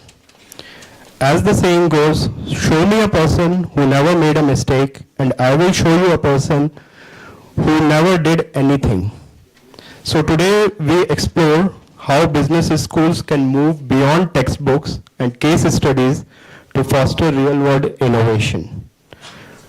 Some of the topics that we would be covering during the discussion is around embedded entrepreneurship thinking, role of experiential learning and mentorship, and how we can prepare the student not just to adapt but to lead the world. We are joined with a panel of visionary educators here, and I would give a thanks to my dear panelist, Dr. M. Nirmala ma'am, Trupta Shankar sir, and Chandan sir.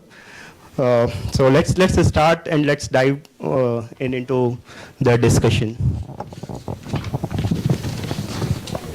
So to begin the discussion, right, the very first things that comes to the mind is what core traits of or thinking pattern characterizes an entrepreneurial mindset in today's business school environment. Maybe you would like to.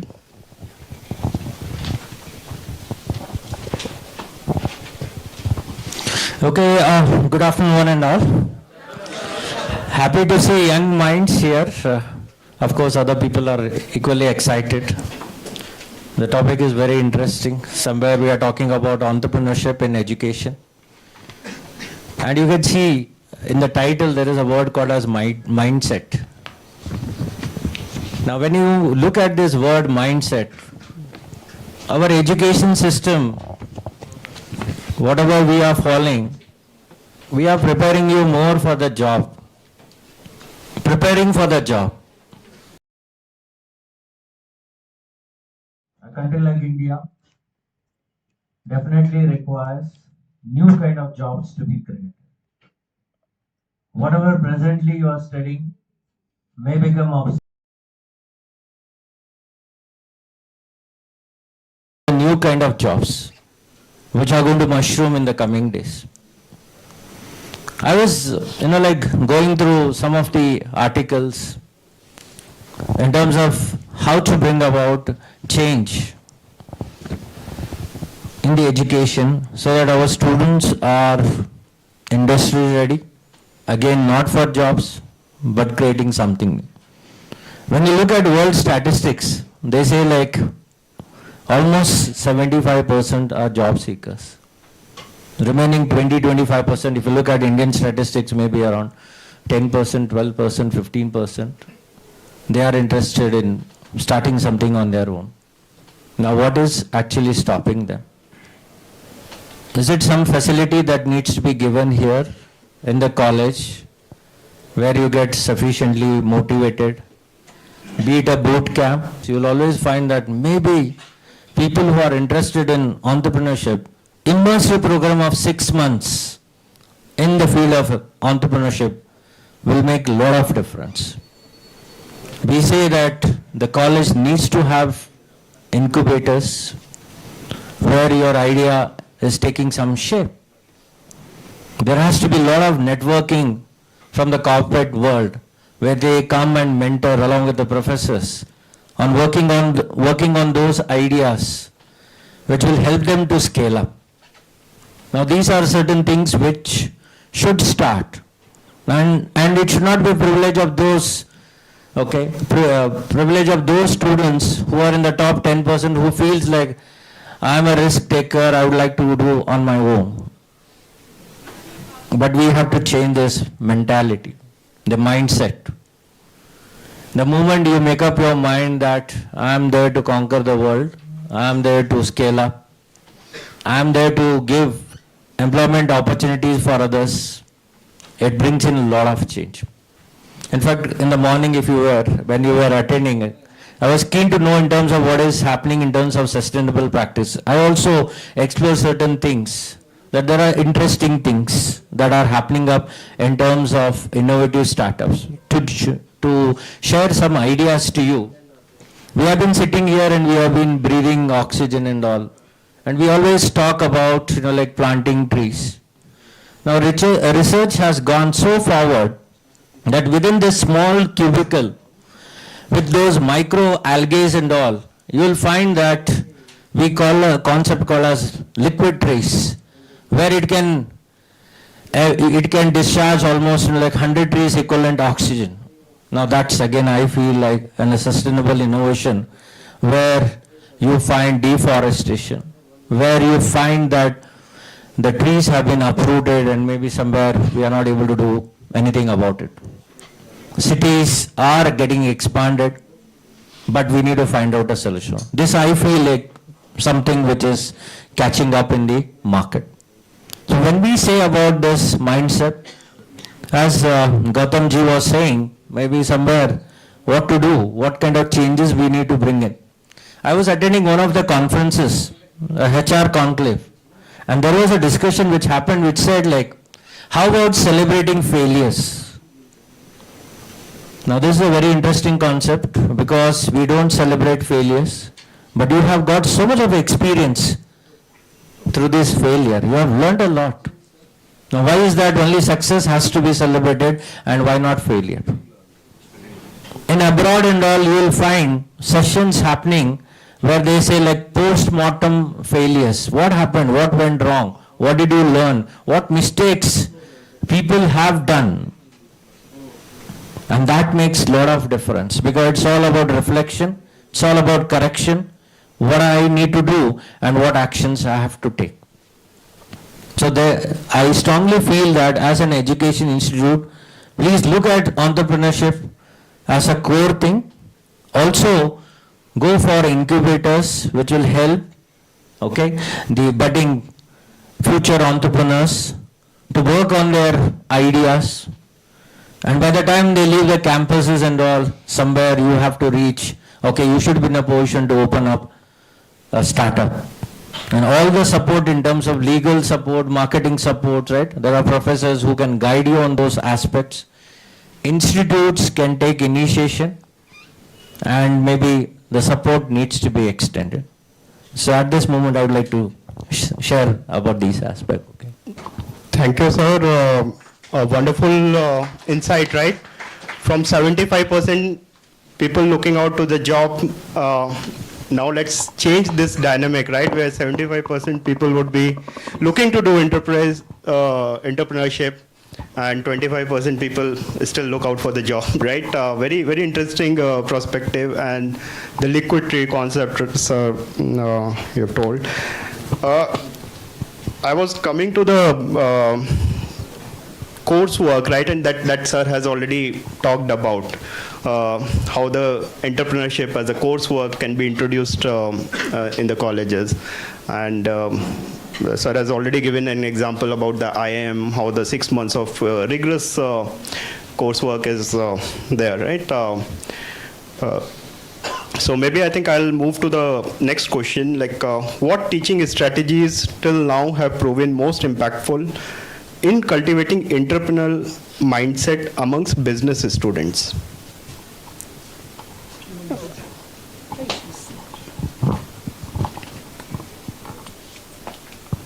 Good afternoon and all who are present here. Actually, it's a question connecting with the strategies.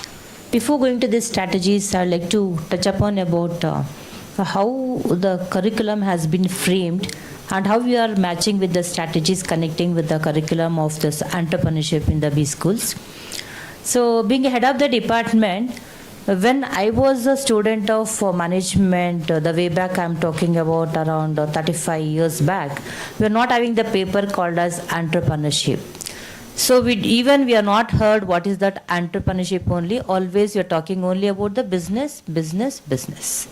So later on, when I started my journey in the university, one of my students, I met her after 5 years of their post-graduation completion. She came with the idea, she came with the concept called as I'm the entrepreneur now.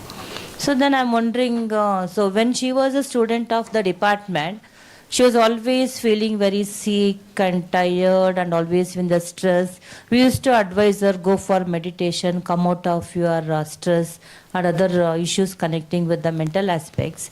So now I'm wondering to see her, now she's become an entrepreneur. When she was sharing with her the journey of the entrepreneur, she said that after her MBA, she requested the money with the parents to start a business. They told her, it seems you are after all a girl. What business you can do without having any support from the others?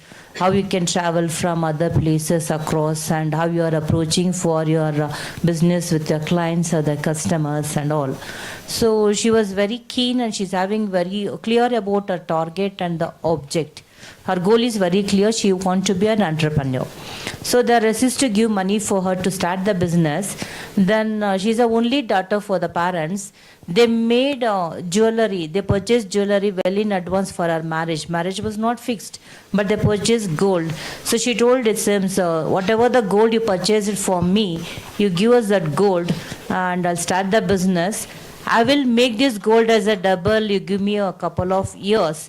Then definitely I'll get sure that I'll get the marriage, the person so who's willing for to continue for my business further. So then she started her journey by selling the gold, pledging the gold. Now she is a very beautiful entrepreneur and she's success in her business. Her business is connecting with this terrace garden and the wall gardening and all. She's getting the projects from the government also. So for a journey of business is like this. So when you want to do a business, you have to prepare yourself very strong that, so you want to be in a particular stage at the place after 5 years or after 10 years where you want to be, you have to set that goal very clearly. So then I thought of, okay, entrepreneurship is one of the very badly required subject in management where we are not given the interest on that. So then I started by approaching with the stakeholders about how I can take this subject in the management program. So by consulting the different stakeholders, we got the input. Then I brought up in the core paper as entrepreneurship and the startups, and based upon that we are also having the specialization now. It's a well received subject in the management, not only in our university, across India and even across the borders also we can see the subject is well received, because the youngsters, they know that what they want to do very clearly now. only few set of people will come for admissions to the colleges by asking that, do you have placements in the college?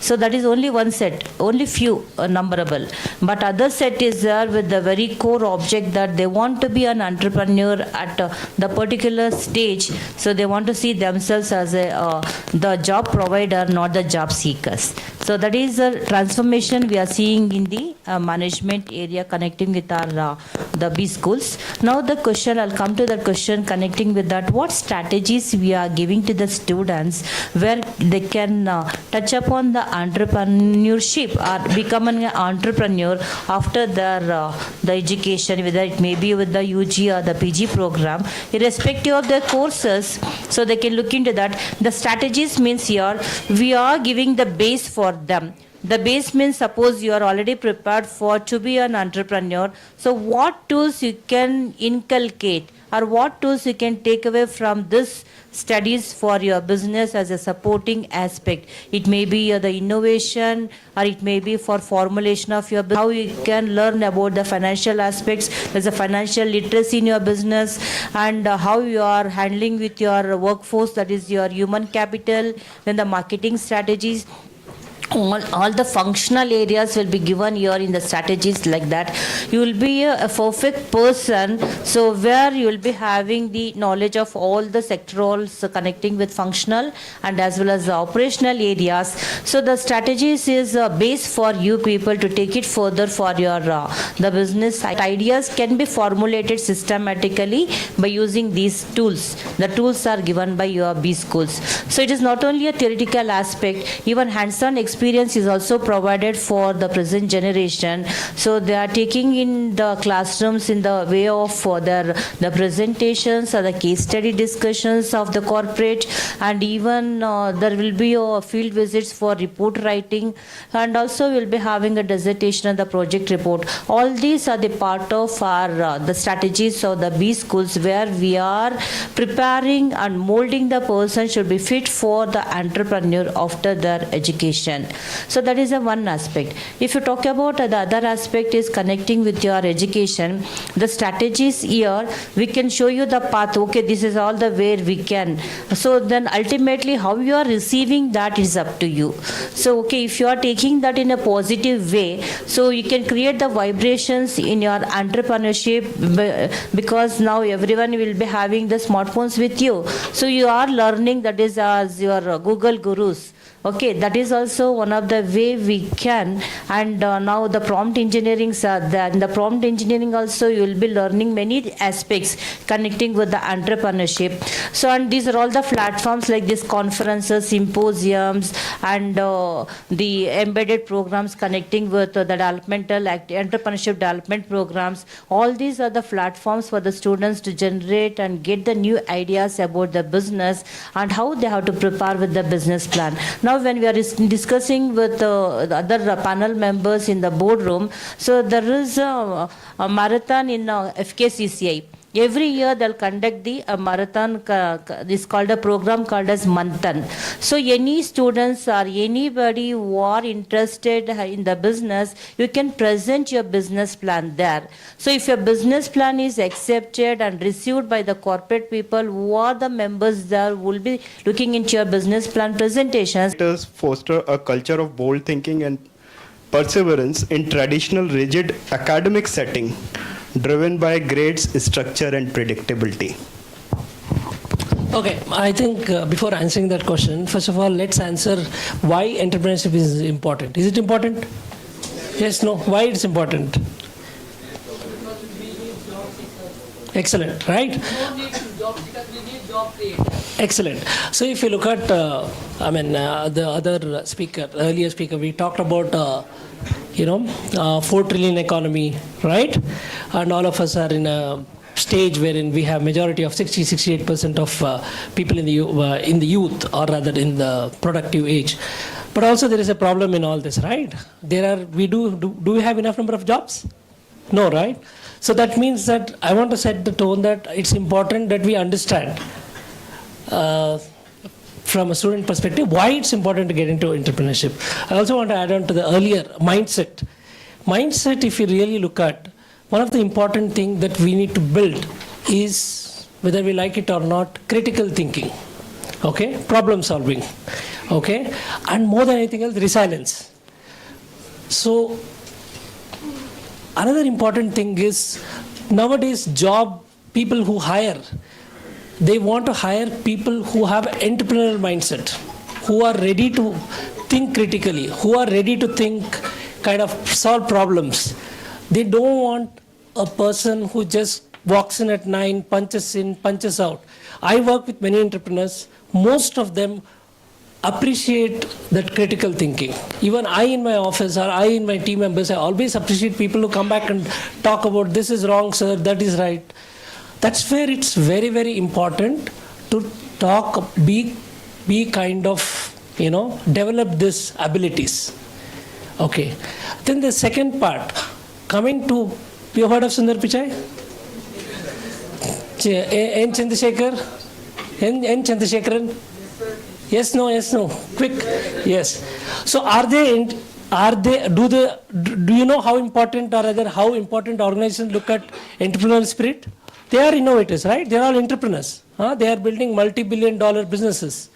So whether we like it or not, whether you get into employment, whether you get into entrepreneurship, whether you do your own business, whether you work in a family business, we got to develop this entrepreneurial thinking abilities, right? That is one part. Second part related to your question about how is that we sort of look at... Yeah, between the academic grades. Yeah. So now if you really look at, you have opportunities to do a lot of projects, right? So the idea is you should build up, you should look at taking your assignments and have more and more mini projects. It's not about teaching entrepreneurship as a paper. It's not only that's important, entrepreneurship, design thinking, that's what we have incorporated in our syllabus also as a mandatory kind of courses. Apart from that, it's also see how we can inculcate in each of the entrepreneurial way of thinking, or rather teaching the courses, each of the courses, right? For example, we are talking of business environment. If we are learning business environment, also understand it as an entrepreneur. What is that we need to do? How is that we can incorporate? How seriously we can take up all these micro assignments and micro projects? How seriously are we doing a kind of project or internship? That is one. Mostly, if we are ready to, that's what I was trying to begin from, having a problem-solving attitude. The moment we start thinking of solving a problem, obviously you are looking for a solution. Obviously, you'll get opportunities for, getting into entrepreneurship and so on. And just that I wanted to share a few statistics. We talked about incubators, we talked about accelerators and all. Any idea how many incubators are there in India? Approximately. Any idea? No, 1,000 plus. Okay, 1,000 plus incubators. Probably in Bangalore, 100 plus incubators are there. And believe me, if you have a good idea, the doors are open. We are all in a very, probably we should be fortunate that you are in Bangalore. Any idea how many unicorns are there in India? Unicorns? Huh? 131. Yeah, around 118, 119. Yeah, great. And how many are from Bangalore, Karnataka? How many are from Bangalore? I'm not talking of unicorns. How many unicorns are from Bangalore? I know all of us are Bangalore. Yes, we should all be happy that we are in Bangalore and we are in a ecosystem that is very rewarding. We have more than 40 plus unicorns from Bangalore. Great thing? Great or good or so nearly probably 30-35% are unicorns in Bangalore. That means there is something good in Bangalore, right? So I am saying, what I am trying to put across is the environment is ready. The system is ready. It's all about whether we are ready to take up the challenge, find out a problem, get into the, somebody was talking about getting into the field in our earlier meeting with all the dignitaries, wherein you have to try and get into the field, find a real problem, find a solution, build a business model around it, and seek for. Thank you. Thank you, sir, for your insights. some of the key takeaways, right, around how your day-to-day projects or the academic projects can be around the practical problem statements, right, that can be converted into a business idea, and typically take the advantage of the ecosystem, right, that has been here in Bangalore, and part of different cells, right, which are there. Moving to the next question, what role industry partners, startup ecosystem can play in embedding entrepreneurial thinking across business school curriculum? So what role industry partners, startup ecosystem can play in embedding entrepreneurial thinking across business school curriculum? Okay, coming back to again thinking or developing the ecosystem, as I said earlier, do we have boot camps happening in the campus where we can pitch our ideas, where you can invite the angel investors, venture capitalists who are eager on your ideas, who are very keen on your ideas, and they believe that it can become something great. Now, have you heard about the Dropbox at all? Have you heard about Instagram? I'm sure you have heard about. Have you heard about Google? Have you heard about HubSpot? Have you heard about Facebook? All these things originated in the college. And I'm sure in the coming days, students who are sitting here, you may become an unicorn. And that is possible only when you have that sincerity towards your approach, the idea that you have been worked out. Bill Gates very proudly said, the best raw material is the idea. Now if you start working on those ideas, ideas may just change your fortune. And not only idea, even the data we say that's a new oil. 2016, when Ambani went for this, because for this telecom and all, just said only 2.5 players are there in the market, and maybe somewhere you can make a big fortune out of it. Data was taken as an insight, okay, to run the business, and now you can see that it has changed the fortune for them, and they are big players. The point that I'm making here is, are we tapping on the ecosystem that exists? Are we approaching those right kind of people, the entrepreneurs? Are we inviting guest lecturers who come from these startups, who will share their experiences, their journey, what happened, what struggles they had? And we talk about resilience, how they were able to fight it out and come out. Ecosystem plays a major role. Our friend, Shankar was able to tell us in terms of the unicorns, the number of startups. Bangalore is blessed. It's a Silicon Valley of startups. A lot of things are happening. The question is, are we tapping, are we taking the advantage of it? Now when we look at the ecosystem has to be developed. So please do invite the industry people where they share. In entrepreneurship, we have entrepreneur, where your ideas again are taken up. You may be working for the organization, but you have the zeal, you would like to come up. And as a separate entity, you have been allowed to take it forward, who are ready to back you up. So ecosystem plays a very important role, and I feel like that should be the conducive environment for any of the B schools. And that's how I rest my case. Thank you, sir, for your feedback on this particular question. So I think idea is very clear. God help those who help themselves.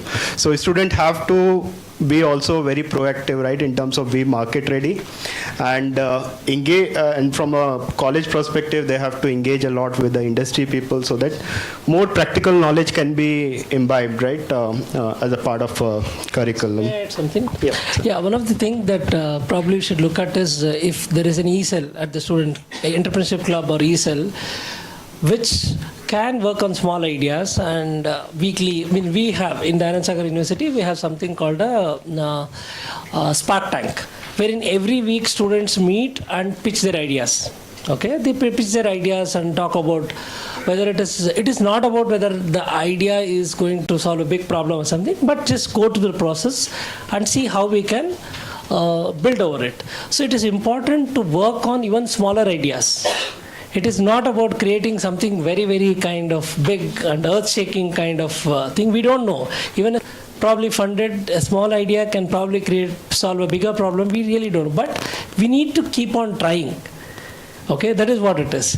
That is one part. And second thing, that having that mindset to identify a problem and build something around it on a regular basis is very critical. And second thing is, I'm sure you will get access to entrepreneurs who are ready to come and visit college and talk to them. I would urge students to talk to entrepreneurs in our area and talk to them and do small micro projects for them, do a survey for them. See, you have holidays after every semester. It's important, apart from the mandatory yearly project or internship that happens, it's important on your own, pick up the smaller projects and try and solve the problem for them.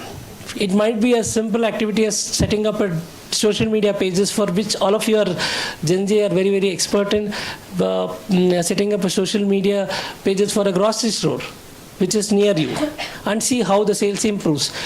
Like this, there are many, many opportunities. It's just a question of whether we are ready to take it up. Yeah. Thank you, sir, for adding to it. I think in the interest of time, we would be concluding. Based on the ideas which you have shared, so definitely business schools are redefining their role, right, in cultivating the next wave of entrepreneurship, which is much required in India. Just we would like to conclude which forward-looking approach, whether technological, pedagogical or experimental, do you think will redefine entrepreneurial education in coming years? So it's a very millennial question, I can say that. So it include all the required skills of the entrepreneurs, the technology, the innovation, the strategies also. So just now the other two panelists, what they are telling about the cell in the college, or it may be incubation centers, and how you are interacting with the entrepreneurs in the college. Actually, when we are here in the college as a student, by that time only you can inculcate the ideas of the entrepreneurial, the features. So because you will be having a number of the opportunities to meet with the entrepreneurs whenever they come for addressing, and when we are having projects, when you are going for the internship in their projects, we will be getting an opportunity to interact with the entrepreneurs. At the time we can pitch your ideas and you can start working on that as a business plan. For any kind of business, first hands-on experience is required. So that experience you can get it when you are there in the studies only.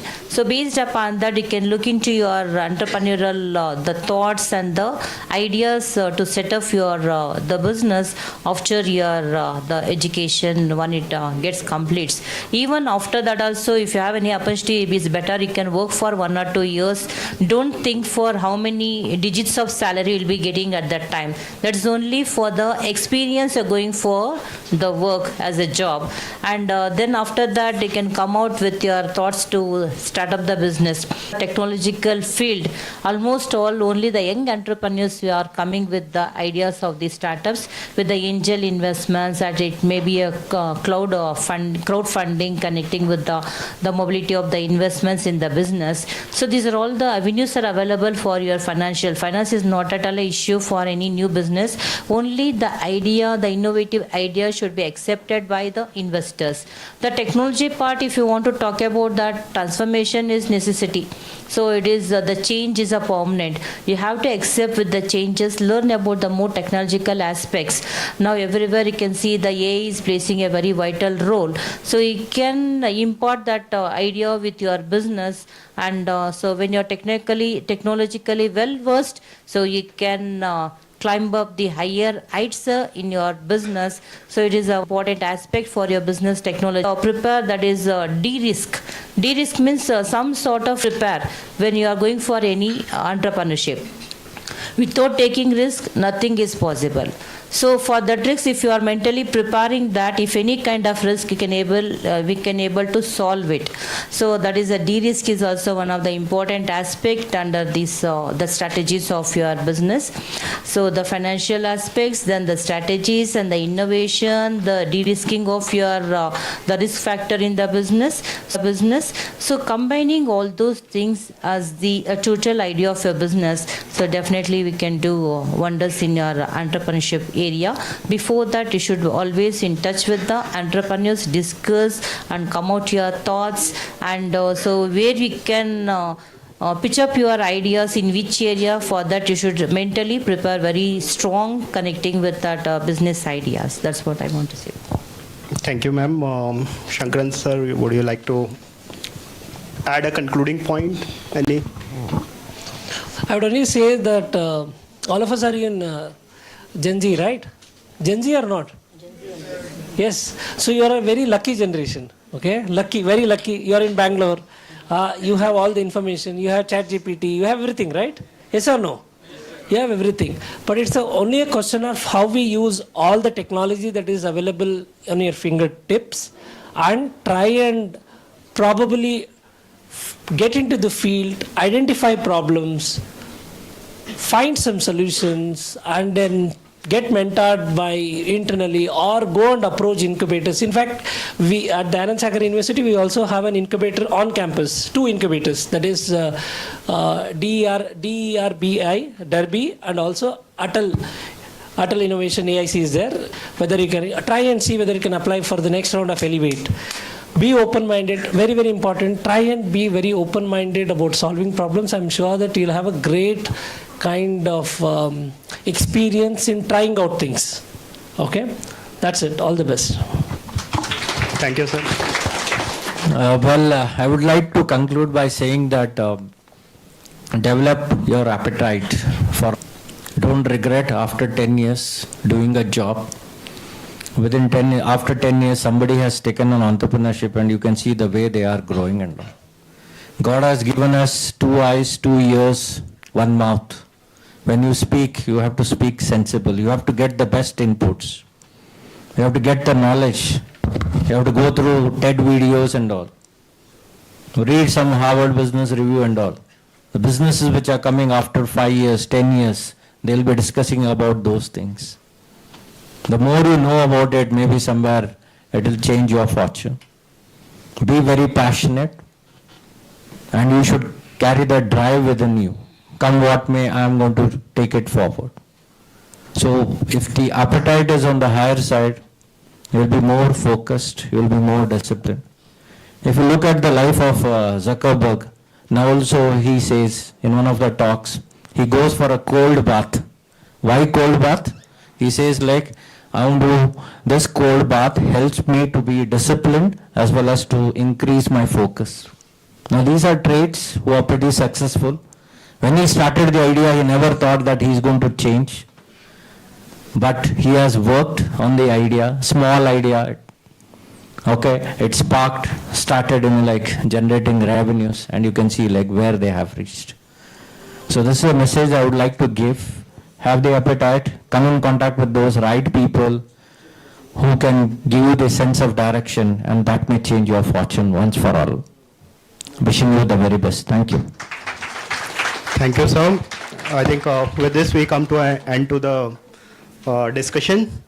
A lot of good insights that we have received from the respected panelist members. And one message is very clear: hard work, dedication, and passion. These things are much more required, right, to be an entrepreneurship. And just one thought which I wanted to share with everyone. Back in the room we were discussing, guys, be ready for the field work if you are looking out for the entrepreneurship, right? You have to stand in the sun, you have to do a lot of things, right? It's okay. With this we come to an end. Sir was telling about Gen Z. I don't know what's crazy about the Gen Z, but it's right now there is a trend which is going on 6-7. I'm not sure. Have you guys heard about it? Come on, Gen Z. Okay, with this we come to an end to this particular session. Thank you for being a wonderful audience, and thanks a lot, dear panelists, on this. Thank you so much to all our esteemed panelists for sharing such valuable insight. I would now request Dr. Jagia sir to facilitate Mr. Ashwini Gautam sir with shawl and memento.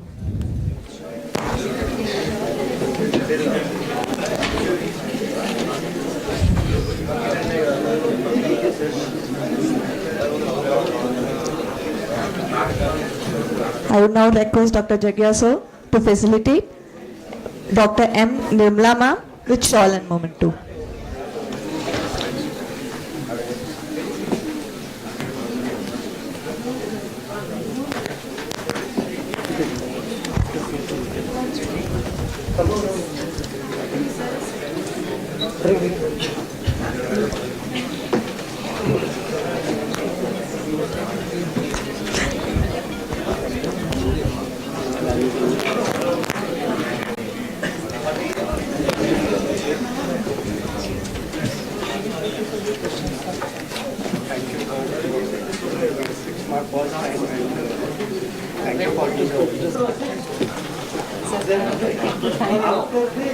After the panel discussion, you will have the lunch break at 2:50. Not now. See, again, we are half an hour only will close because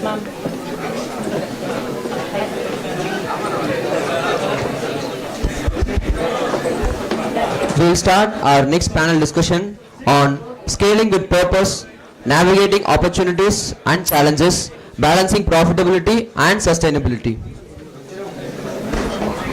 It is my immense pleasure to now invite our moderator, Mr. Arvind Subramanian sir, a distinguished professional with over 15 years of experience shaping the digital landscape. He has led impactful web, cloud and e-commerce projects, helping business turn the web into a true competitive advantage. A dynamic team builder, startup evangelist, he has been instrumental in nurturing young entrepreneurs and vibrant startup communities. I would now request Dr. Akriti Gupta ma'am to welcome Mr. Arvind Subramanian sir with a plant.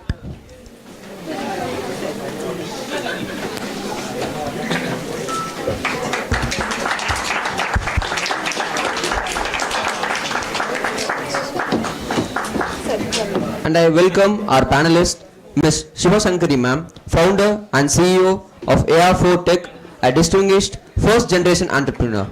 She brings with her a wealth of experience across diverse industries, including the electric vehicle and component manufacturing sector. Her remarkable expertise in people management, operations, production setup, and strategic leadership stands as a testament to her vision and dedication. I request Dr. Ayappan sir to welcome Ms. Shiva Shankari ma'am with a plant.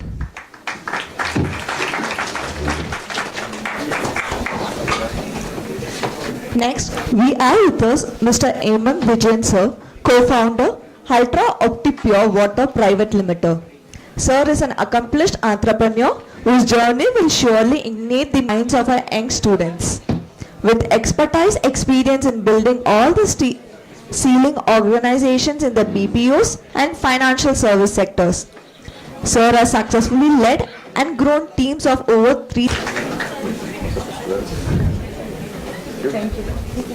Next, I welcome Mr. Sivaraj Patil sir, founder and managing director of Indian Industries Private Limited, a pioneering enterprise in the renewable energy sector, specializing in solid biofuels.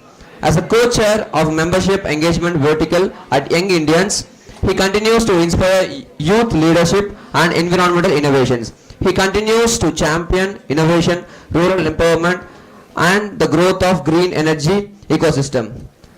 I would now request Akriti Gupta ma'am to welcome Mr. Shivaraj Patil sir with a plant.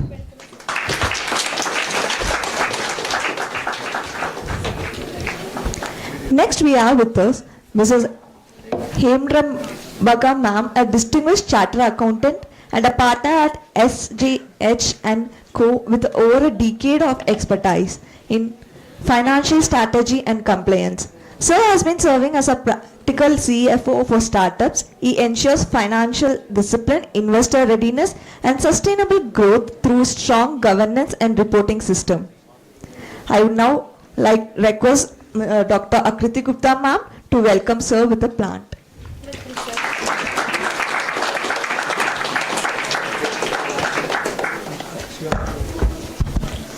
Next, I would welcome Ms. Jayabhavya ma'am, an accomplished HR professional, legal consultant and certified post practitioner with 14 years of expertise across industries.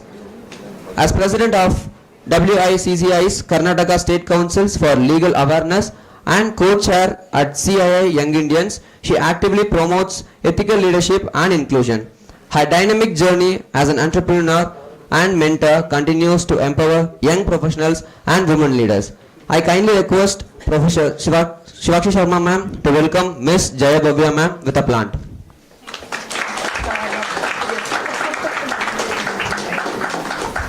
We will now proceed with our second panel of discussion.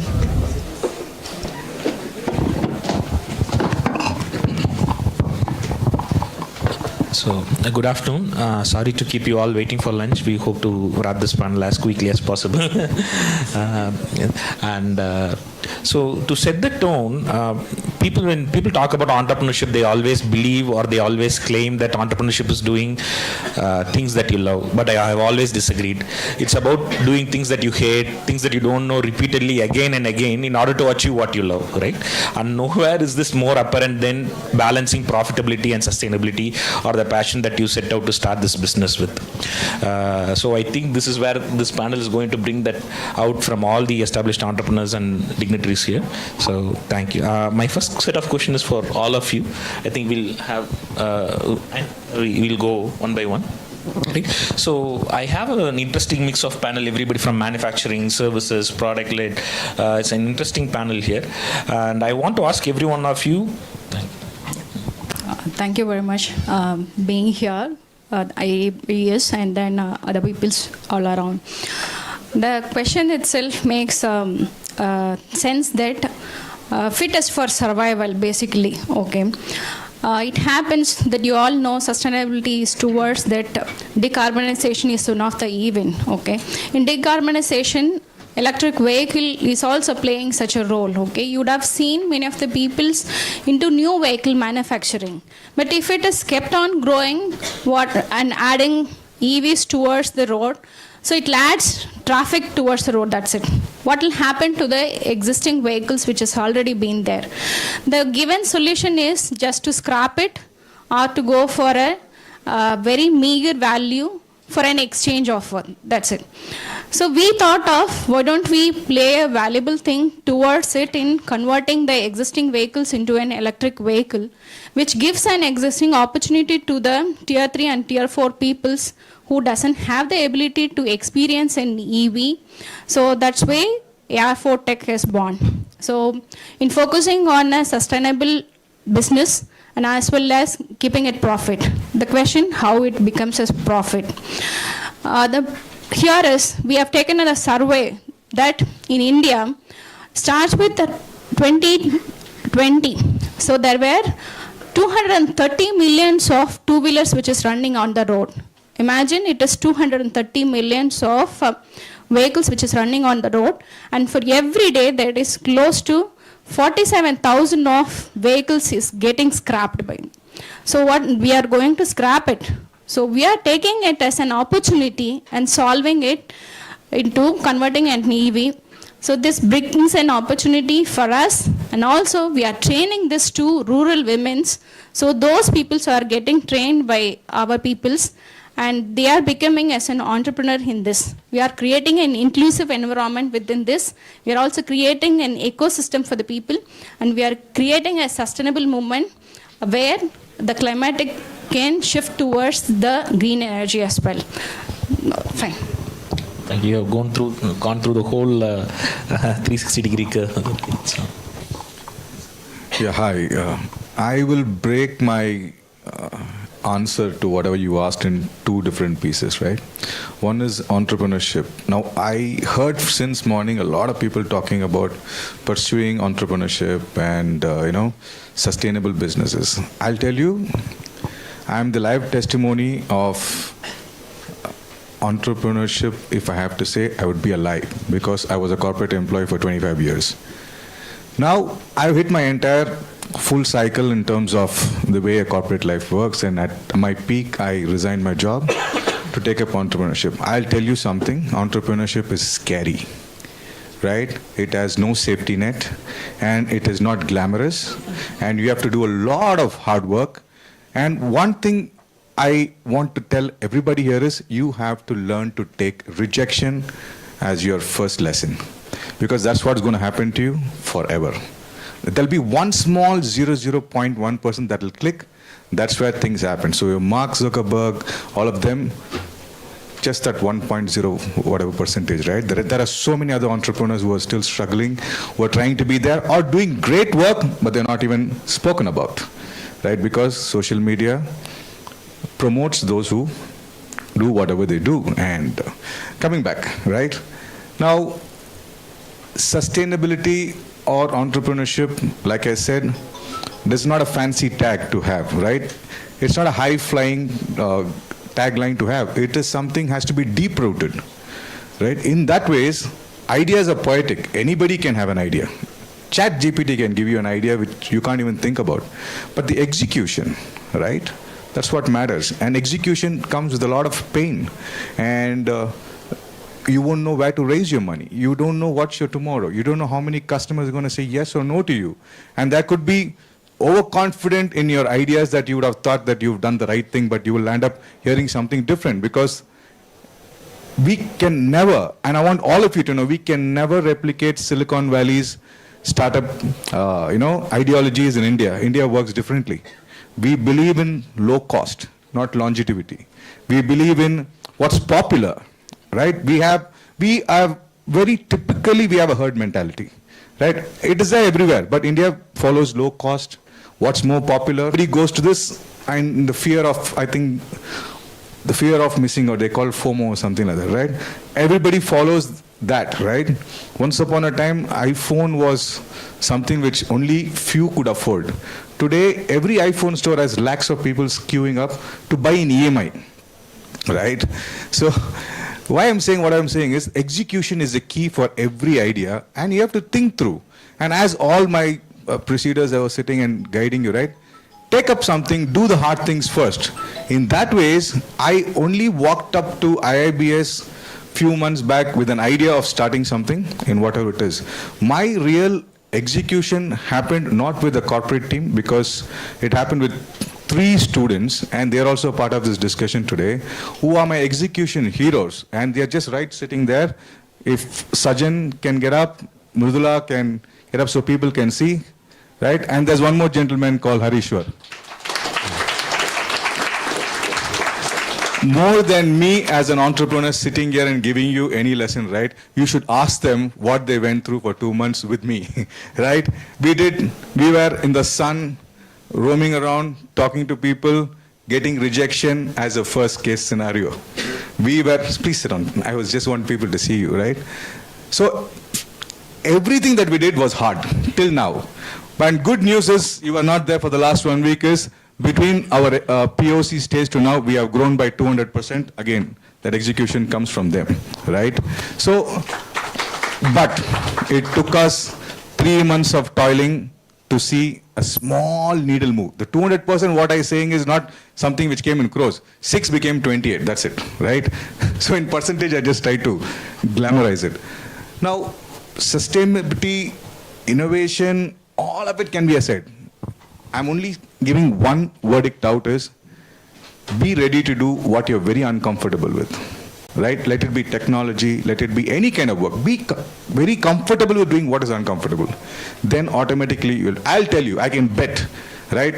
Sajan, Mridula or Harishwar have already come into the college as an entrepreneur now, because they've done the hard stuff. right? They're not chasing media. I have not even seen one WhatsApp or LinkedIn post of what they did. They were in the factory with me. They were putting labels on products with me. Sajjan has moved a truck for me, my delivery truck, right? Mridula has done door-to-door canvassing, So nobody even spoke about it. Now that itself talks a lot about the character and the grit those individuals have and what IIBS probably is also embedding in them. So good job, and without taking away the essence of why we are here, I will leave the mic to the rest of them to talk about, because there's a lot more that we'll talk about, but do things which is uncomfortable. That's what I'm doing today, and therefore I would advise the same thing to you. Yeah, good afternoon, everybody. I think it's time for lunch, and not many people have the focus, so I'll keep it short. Sustainability versus profitability. Is this the question anymore? Because no company can sustain long without having sustainable future. Sustainability has to be ingrained in the company and in their purpose of doing business. Otherwise, there's no point of profits, because profits can't last longer. So every company has a sustainability department or ESG goals set for themselves, especially the MNCs. What my company is we are into the business of sustainability. We produce biofuel for industries such as Nestle, ITC, Reliance Retail. We help them cater to their sustainable goals by providing fuel and etc. So the profitability is one thing, but sustainability is a thing of the future, because right now the thinking has changed to like what it was 10 years ago or maybe 15 years ago. 15 years ago, what was electric vehicle is not the same today, what we think and what it is. For example, Reva is a good example. Reva car, do you remember Reva car? Maybe you were kids that time. They were one of the first companies to come out with electric cars, that too in India. And at a time when people were just buying Marutis. So that was around 20 years ago. And we went out of the business because it was too early. But now it is the time for the future. Everybody, yeah, we can't buy them right now, right? As Reva cars. So the business was a little too early for the liking. Right now, if anybody, I would like to ask a question to the audience here. How many of you have electric vehicles? Okay. How many of you think more people will buy in future? I think everybody thinks that's the future, because that is the way the thing is. So profitability will last not much if you don't have a sustainable future adapted into your businesses. So this is where I think students can come out with solutions to the problems that companies are facing right now, right? For example, when I went to ITC, this was like 5 years ago, they were like, we want to shift from coal to some other fuel because they were having a lot of emission. And there was already biomass briquettes going on, but the thing was availability and production of it. So when I entered into this business, there are not many people in that. And that's how you saw the problem, by knowing the problems of the current industries. So I think it's better for students to venture out, talk to companies, how they do processes, how they do manufacturing, and then come up with your own solution, come up with your own ideas, and that's how you make a sustainable entrepreneurship business. Yeah. Hi everyone, I'll just step a little sideways, the sustainable, the definition, okay. How many of you know about the Tata? Everyone. How many of you trust Tata? If it's a Tata product, how many? Most of it. Tata is enjoying this trust from last 150 years. Okay. This is what I call it as the sustainability. There are, in a globe, there are only few companies which enjoys this kind of trust over the period. Whenever you are building So the main thing is the sustainability for that one, in my opinion. Okay, since I am from the finance background, I always see the profit more than the the sustainability. But the what I see that the trust or the sustainability and the improvement in the business is more important for the future. Okay. Now the India is a part of the Paris environmental conclave. Okay, and India is planning to have a net zero impact, the sustainability in the no carbon by 2070, and they want to have a lot of, they are given by 2030 they want to carbon neutral by 70, by 45% they want to reduce by 2030. So they have plans.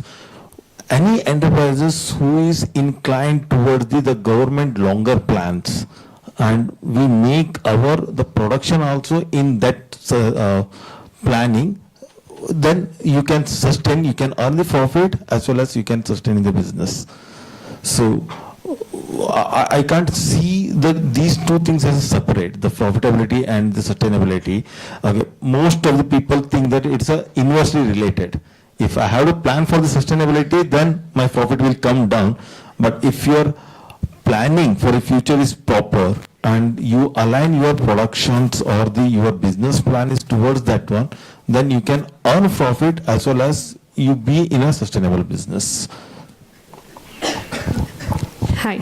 So I resonate with Hemang, where he was a working professional in a corporate and then become an entrepreneur. So same here. So I am from a HR and legal background, where 13 years I was with the companies and then with various companies, like from healthcare to manufacturing to IT, retail, legal, and also HR and legal I was handling. Wherein this year I ventured entrepreneurship. So being an entrepreneur, it's a different perspective. And to talk about being sustainable, it is different when it when we talk about a service industry to the product industry. So anyone can answer what's the difference between a product-based or a service-based companies? Is it the same, the strategies used? Why? Yeah, tangible and intangible. It is easy when it's tangible because people can see, feel, and it makes a difference. But when it is service, it is little different because it is intangible. People can't see. You should make them experience. Giving that experience is much difficult than showing a product where they can experience the product, right?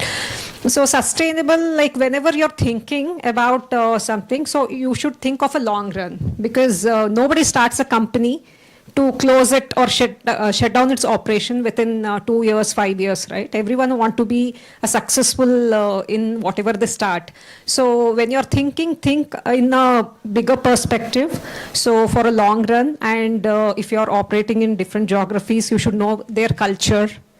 Because for us, like operating in HR, a simple, holiday list when we make, we should consider all the location where we are operating, because some festival might be important here in Karnataka. It is different in North India or East India, right? So we should understand which market we are operating and which geographical area we are covering. So long run, and then the perspective is very important so that you can sustain for a longer run in the industry. So I think the key takeaway here is that profitability is just a question of time, but sustainability has to start from day one. Profitability then becomes a byproduct of sustainability, right? So yeah, my next question I would like to start with from Ms. Jaya Bhavya. I can see that you are from the services background and you have built ecosystems. You're part of panels, ecosystems, and all that. Have you built a framework for profitability versus sustainability? I mean, way to sustainability via profitability, or have you seen somebody else build it which is successful, right? So sustainability and profitability. Yes, yes, Yeah. Guru. So every companies will have their purpose, right? When they are starting a company, they'll have a purpose. So they want some problem to be solved. You specifically work on some problem to be solved for certain customers, and then you start. So when you are thinking of profitability, you focus on why do you exist, the very purpose. Like, anyone of you can give me the example of any companies which their purpose or key values, why they exist. So which is your dream company? So all are becoming entrepreneurs, or you have any dream company as such? So I want to know, like, if you know the purpose why this company exists. Okay, I'll answer it for you. Maybe Amazon talks about giving the best, to be Earth's best experience provider when it comes to services, and when it comes to Apple, they want to be they want to provide best customer experience when it comes to innovation in hardware, software, or services. So that is the main purpose. They exist. So you should focus on why you exist, and then you go look for profitability. If you are focusing only on the purpose, then you might compromise on profitability, and then in long run you can't pay your people or you can't run the show. But at the same flip side, if you're only focusing on the profitability and you forget your purpose over 5 years, you think more of profitability, and the very purpose is lost or you have deviated, then also it is a problem. So when you should make sure that both coexist with some strategies which you use to, which you need to come up with the framework. So OKRs is one of the thing where it is, so earlier we were concentrating on KRA KPIs, that is key result area or key performance indicators, where the performance of the people will be evaluated, right? So now it is like OKR. Do you know the full form of OKR? Objective key results. So every department will be given objective. For example, a company exists for some X reason. So finance department is given like objective, HR department. So all the departments are given objective. And your key results, what you contribute, should be aligned to that. So when each department are working on this OKRs, then the company as such will lead towards profitability. So apart from OKR, we can definitely talk about ESG, which is now very popular, and also being agile, which is very important because everything is moving in a very fast pace these days. So the frameworks like OKR, ESG, and being agile is important, is what I feel. The goal of any startup is to become redundant. You set out to solve the problem, then you become redundant. Once you solve it, you become redundant, right? So basically, when most, out of 13 years of my experience, around 8 years I have worked with startups where there were few founders who are serial entrepreneurs. They start a company not to be in the company or for a long run. They sell the company and they get into new company because they want to solve a different problem. They created something today, 5 years they run, and then they sell it to some other company for a good amount. They make good money and they go for next solving the next problems.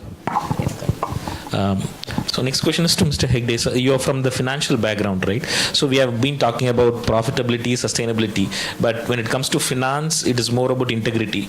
So how do you factor this in into the whole question of sustainability versus profitability, and where does integrity play a role in this? Yeah. For any finance person, okay, or any business person or the entrepreneurs, integrity is the at most important point. Okay, they compromise on anything, but not on the integrity part. There was a huge discussion during the COVID period, the moonlighting. Okay, in my opinion, the moonlighting is also a questionable thing for the integrity wise. Okay, whether legally right, wrong, it's different, but integrity wise, that's not right. So there's always one more saying that the stairs always take you to the top, but if you travel in the lift, okay, you're not very sure whether you will go up or down. The integrity is also like that. So when you have integrity in your life, okay, sure you'll go up. It may take a little longer time. All are the MBA students, right? So I ask you, go and read there are a lot of businesses in last 1 decade which has failed due to the lack of following the rules. Okay, there are few businesses when they have to stop it. They were the market leader because of they have not followed few rules. Okay, they have to close their businesses. They lost their market shares. The new player came in. All these things is happening. So integrity or the on the right path is at most important when you are also becoming either an entrepreneur or an employee. Okay, give a first preference for the following the rules. The shortcut you can take and you can go up in the life very quickly, but it will not last long. And the company will take a very strict actions, no question asked, once your integrity is questioned. Especially we see this one in the one is in a finance department, another is in a procurement department.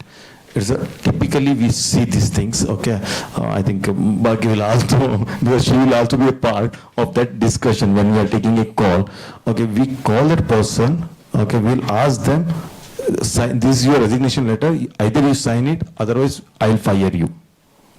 These are questions. Okay, so he will not have any options. He has to resign and he has to leave. So the integrity is the most important. The businessman will okay to make a loss, not to compromise on the integrity wise. Thank you for the insights. So much needed for the students to start off with today. My next question is to Mr. Shivraj. So you are entering into new age business, right? So it's not something very traditional. What people have been doing, all these. I think biofuels is something very new. Where do you see the future of biofuels heading in the need for manufacturing and also vehicles? Where do you see this heading into the future?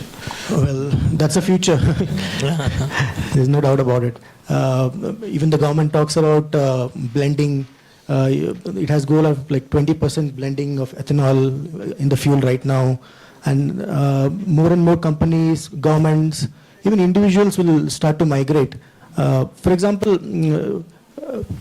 take example of solar, okay, solar rooftop or whatever, solar in general. Maybe a decade ago, they were very expensive and they didn't produce so much of electricity. So it was a very difficult decision to make. But today, they're almost competitive with the BESCOM rates, even below that.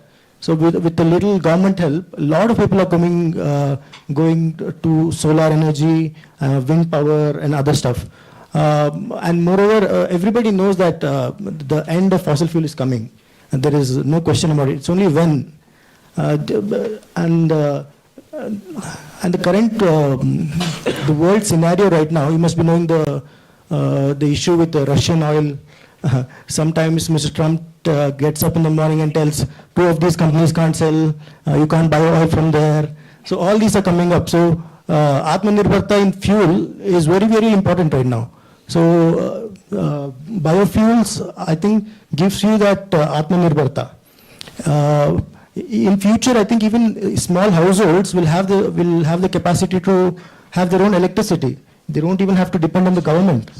Yeah, you can stay in one remote village of yours, produce your own electricity, grow your own vegetables, have your whole household there. You don't have to depend on anybody else. I think that's the way the future is going. Yeah. Distributed electricity, that's a beautiful takeaway, I think, for new avenues in entrepreneurship. Thank you, sir. So my next question is to Mr. Hemang. Mr. Hemang, your company is in the, I would say, very niche technology, right?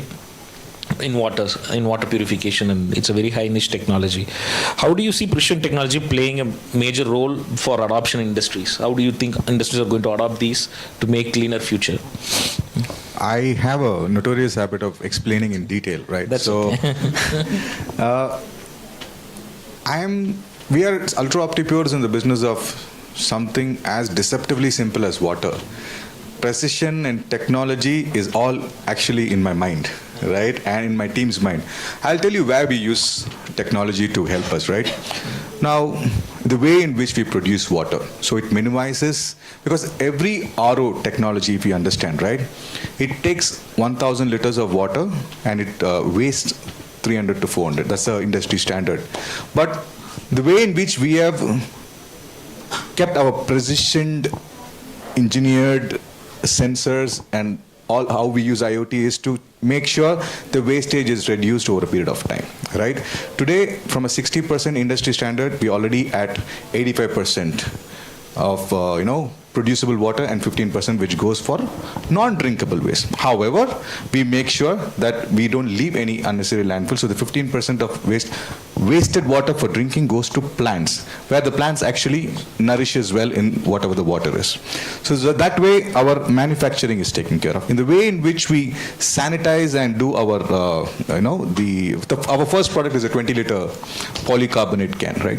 I'll tell you why polycarbonate. So we use semi-automatic machines, which eradicates unnecessary wastage of water, because it can be precisely so much of water, so much of electricity is good enough to do a per unit can. So that is well built in. Therefore, we reduce a lot of emissions that way as well, and the manpower as well, right?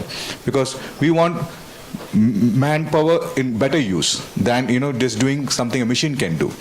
Now, does it end there? No. The consistency in which every time you drink water is the same. The mineralization is the same, right? Whether I'm distributing in Chennai or I'm distributing in Bangalore, is my formula and the end mineral output, is it consistent? That's where technology comes in. Now, with this comes with manufacturing all of that. Now, where else can I use technology? We use technology in making sure we are available to our customers 24/7. Which means we use AI and chatbots and WhatsApp bots to make sure our customers are engaged. Now, all of it is work in progress. And with the help of my team, who's also here, right, we build SOPs and technology, again, building apps around where we track our raw materials. Our assets are our product holders. Now, every time I lose a can, I lose a cap, I lose something goes wrong, my vehicles are going deviated, it increases emissions. So we make sure we are working to make sure that every can of ours is tracked, we know where it is and how it is, and we make sure it comes back to us. And we also send soft reminders on how to do. So we build an exhaustive SOP around each and every process, right? Because with water, how much can I invent? It's water, right? But I can invent around efficiency around it. So for me, good engineering and technology usage is to not produce less, but decrease inefficiencies, repeat overs, and uses. And over and above which, all our materials are not just recycled, it is repurposed. Once we do a particular cycle of safe usage of this capacity post all of the ISI standards, we intend to break them back into granules and repurpose into industrial sheds and furnitures. And that idea brilliantly came from Mrudula, who's there, right? She's the one who created that re-life initiative, we call it. We give it life back to the existing, We will be sending back all of these granules back to Tier 4, Tier 5 cities where schools don't have a shed and schools don't have a furnitures, and we want to put it back there.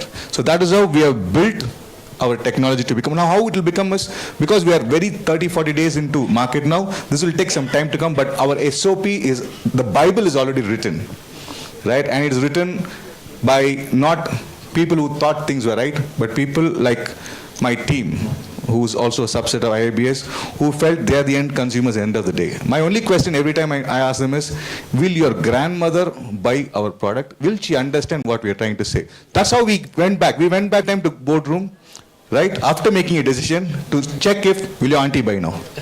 Will your mom buy now? That's how we re-engineered every process. That's why we used technology to make sure SOPs are being followed so that wastage is avoided. That's how we approached.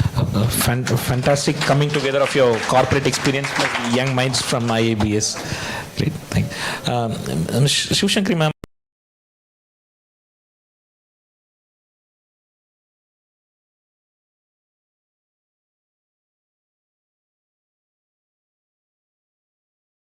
With the need for high capital and high rapid growth while balancing sustainability. Yeah. So here comes the problem, comes along with the profitability as well. So in the initial stage, can I have some attention from the last bench peoples as well? So this is most important to share the insights here. This will be the last question as well. I'll not be boring you, by the way. So initially I have started with two-wheeler business that I have told you. So while going through these things, we have faced some of the issues related to regulatory problems, related to GST implications, and related to policy reforms, all these things. So of course, I don't wanted to shift towards my vision, okay, that is into converting the IC vehicles into EV. This was the core industry, right? So then we started shifting towards, why don't we shift from two-wheelers to three-wheelers all the way? So then from three-wheelers to then four-wheelers, and then there is a domain which is not being addressed, the agriculture segment, that is equipment, converting the agriculture equipments into electrifications, that we started focusing on. Of course, every business will be having such kind of failures will be happening, then unforeseen circumstances like what I have mentioned here. Then the next most important thing is manpower utilization, okay, because the Gen Z peoples that we have discussed in the boardroom about their ability, they kept on having new things and then they wanted to flourish immediately. But the kind of business what I am into might be difficult for the people to understand, to emerge in the market, but they have to sit here for a long run period, which gives the value to the business. I have lost close to 9 set of team members before ever this 3 years of completion itself. Okay, what is the problem which I have solved is, I come from the academic background. For your kind information, the similar way what they have mentioned is, I'm not born with a core entrepreneurship role. I started my career as an academician and then end up because of my maternity issues, and then started another business which is into silk saree weaving, then given up, failure happened. Then started another business which is into a laser cutting business, that also got failed, got an experience. Then started another business which is into herbal hair treatment, which is also got failed. Then again one more business which is into powertrain, which has given me the success in that business. Then the another business which is into now, which is into another into EV business. So we should be resilient enough to be sustain what we are doing here. How we have solved the problem of manpower? We picked up the peoples who are from the engineering colleges in and around Coimbatore itself, who have gotten failure degrees, basically, who have not even passed their qualification. We hired them only for their skills, actually, for their attitude. We train them to become skilled people, that's the way. So the loyalty becomes infusion of that they never leave the jobs here. Okay, so those people who sit in the front bench, you could see none of the peoples is here, but for the last bench peoples will be sitting here. They might be looking for some opportunity after they come out of the job. That's why I asked you to listen here for this question. Of course, the peoples who become as an entrepreneur, not the first bench peoples, the average peoples and the last bench peoples alone will have the ability and strength to become as the entrepreneur. Of course, I am also one among you, by the way, when I am in college.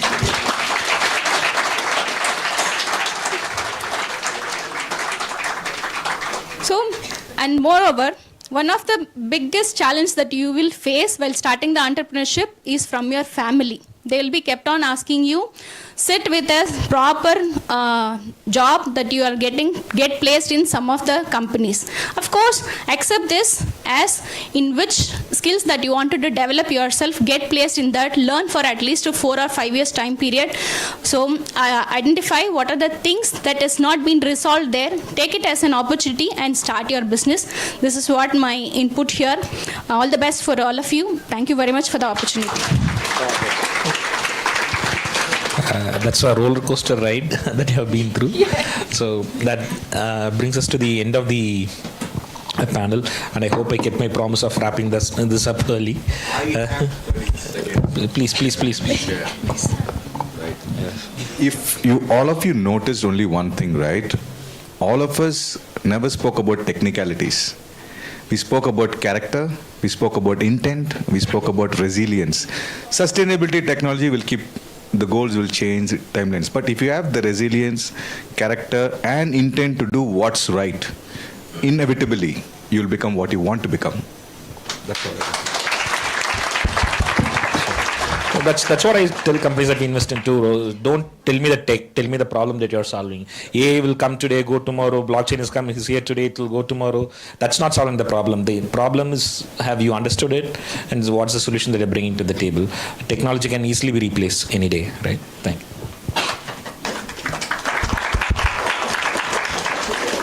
I sincerely thank all the distinguished panelists for sharing their valuable insights and enriching today's occasion. Now I kindly request Dr. Jagaya sir to felicitate Mr. Aravind Subramanian sir with shawl and a memento.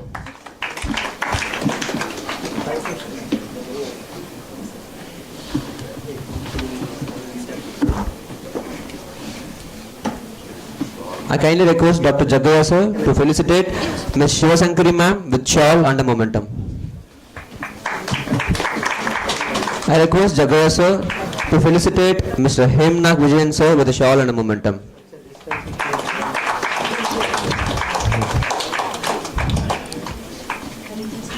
I request you sir to felicitate Mr.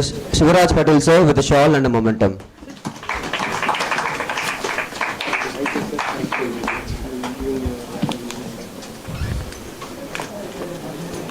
I request you sir to felicitate Mr.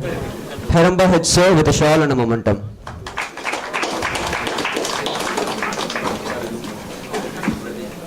I request you sir to felicitate Ms. Jayabhavya ma'am with a shawl and a momentum.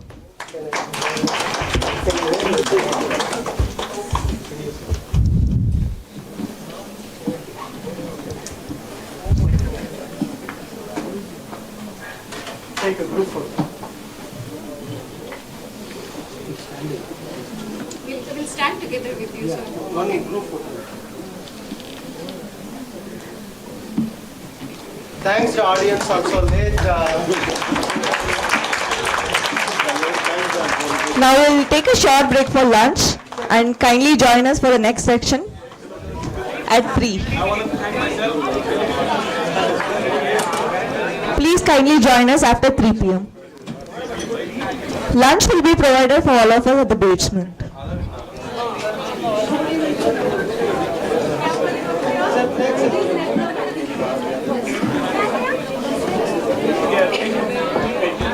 Please let the panel members leave first.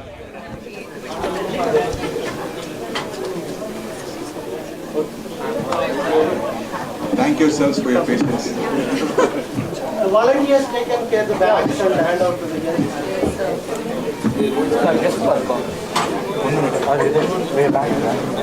You guys gave it to take it. Yeah, in the connection, inga bodum paru. Hello?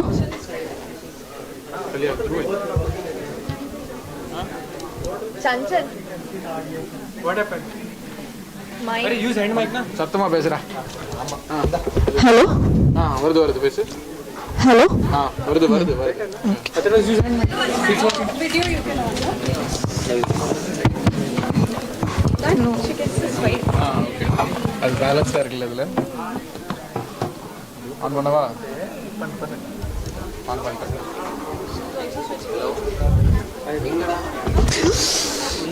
Path. Okay, don't go anywhere. இந்த கதவை பூட்டுக்கடா. Big screen for that. வெளியே போறாங்க அப்படி. நீங்க இங்க இந்த பக்கம் வந்துரு. நான் வந்துறேன். ஏமா வராத. நான் வர மாட்டேன். நான் இங்க வரேன். அவளை விட்டா போதும் நான் உட்கார்றேன்னு சொல்லுங்க.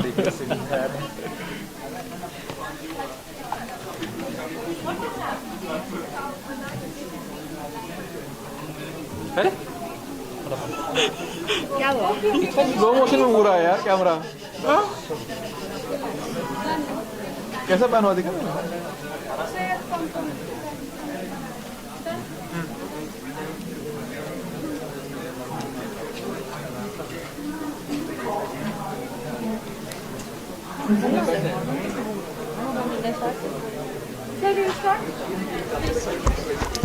A very good evening to one and all presenter.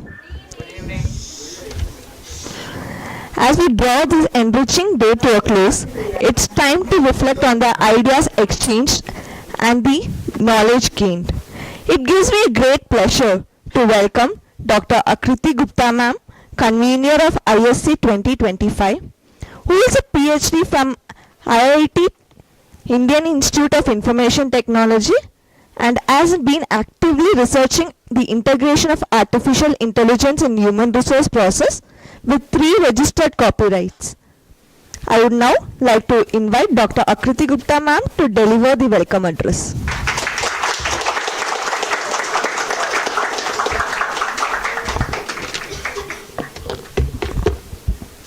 Good evening to one and all gathered here. With immense joy and a deep sense of fulfillment, I take this opportunity to extend a most cordial and heartfelt welcome to each one of you for this valedictory ceremony of ISC 2025, the National Conference on Innovating Sustainable Entrepreneurship, Shaping the Future of Business. As we come together to mark the culmination of 2 intellectually invigorating days of deliberations, discussions, and discoveries, it fills me with pride to witness the overwhelming response this conference has received from scholars, industry experts, academicians, and young visionaries from across the nation. Over the course of our sessions, we have collectively explored the evolving landscape of sustainable entrepreneurship. ISC 2025 has been more than an academic gathering. It has been a forum of ideas and a crucible of transformation. The past 2 days have allowed us to reimagine business paradigms that balance economic vitality with ecological consciousness. At this juncture, I extend my warm welcome and deepest gratitude to our presidential guest, Dr. Jaiprakash, Chairman IIBS, whose leadership continues to inspire a culture of academic excellence and innovation. To our valedictory speaker, Dr. Nimisha Singh from KSJ, NU Kanpur University, and visiting faculty, IIT Lucknow, whose work and no doubt leaves us enriched, and to our academic director, Dr. T. Jagaya, Dr. Ketan, Principal, PGDM, for his steadfast guidance throughout the ISC journey. As we prepare to conclude ISC 2025, let this valedictory ceremony serve not as an end but as a new beginning, a renewal of our collective commitment to build an entrepreneurial ecosystem that is equitable, sustainable, and future ready. And to my conveners, Dr. Ayappan and Dr. Arun Kumar, for being so supportive. Thank you all and welcome to the valedictory ceremony.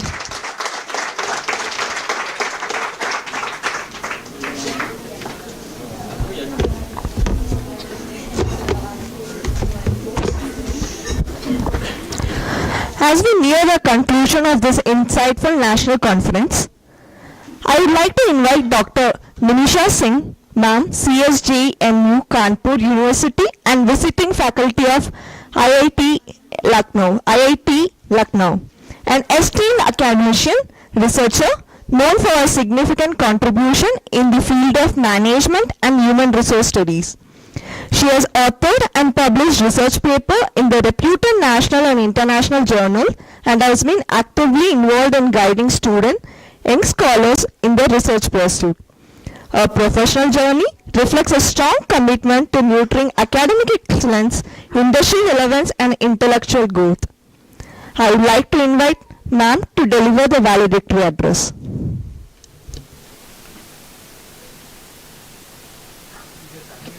Good evening, everyone. All the esteemed members of the International Institute of Business Studies, leadership, distinguished keynote speakers, dedicated delegates, and brilliant student participants. It is my true privilege to stand before you today as we mark the conclusion of this incredibly successful National Conference on Innovative Sustainable Entrepreneurship. The word valedictory means to say farewell. But as we conclude this two-day gathering, I feel we are not saying goodbye to an idea, but rather saying hello to our commitment. My sincerest gratitude goes out to the entire team at IIBS Bangalore. Your hospitality, precision in organization, and dedication to this crucial theme have made the 6th and 7th of November a landmark event for the India's future entrepreneur. Thank you. Over the past 2 days, we moved far beyond buzzwords. We did not just discuss sustainability, we dissected the business model that made it profitable. We did not just talk about innovation, we analyzed the distributed technology from agri-tech to green energy platforms that fundamentally changing our market.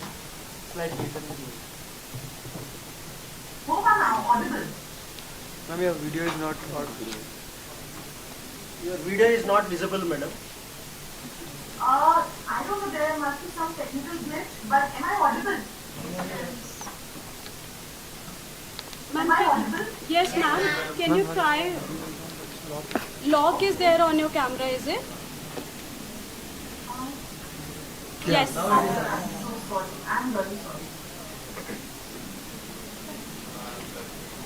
Over the past 2 days, we've moved far beyond buzzwords.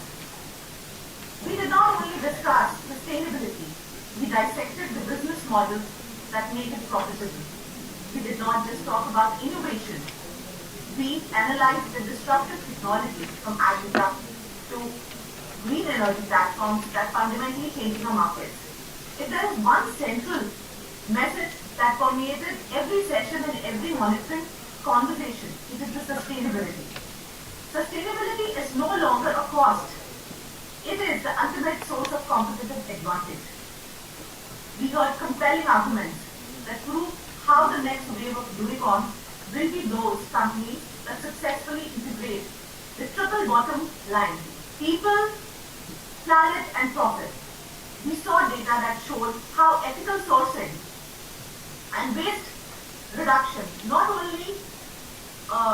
not only the efforts but essential strategies to risk mitigation and long-term valuation.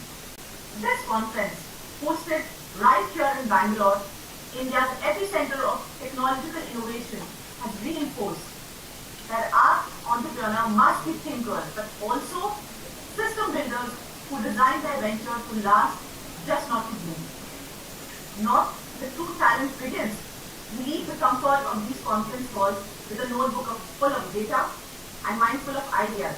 But the value of this conference is not measured by the quality of slides that we've seen, but it is measured by the boldness of action we take next. To the seasoned delegates and founders, I urge you to take the framework presented here and immediately audit your supply chains for sustainable optimization. To the students and aspiring entrepreneurs from IIBS and beyond, you hold the greatest power. Do not chase short-term cash grab. Design your first business pitch around the problem that, when solved, leaves the world better off. Be the leader who creates value for investors and for society. Let us not forget the enthusiasm of these 2 days. Let that energy translate into a bias for action. Action that is ethical, action that is innovative, and action that builds truly a sustainable future for Indian business. Thank you once again to IIBS Bangalore for creating this vital platform. I wish you all safe journey, renewed purpose, and spectacular success in a sustainable venture. The future of business starts now. Thank you so much.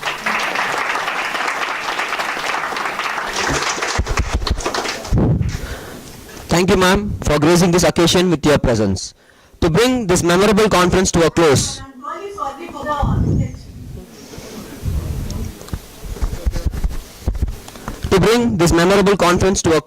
it is my honor to invite Dr. Tripuraneni Jaggaya sir, Academic Director of IIBS, a man of deep wisdom, dynamic leadership and unwavering commitment to academic brilliance. With over 2 decades of experience in academics, research and conference leadership, contributing to conference and impactful research publications. I now invite Dr. Jagaya sir for the concluding remarks.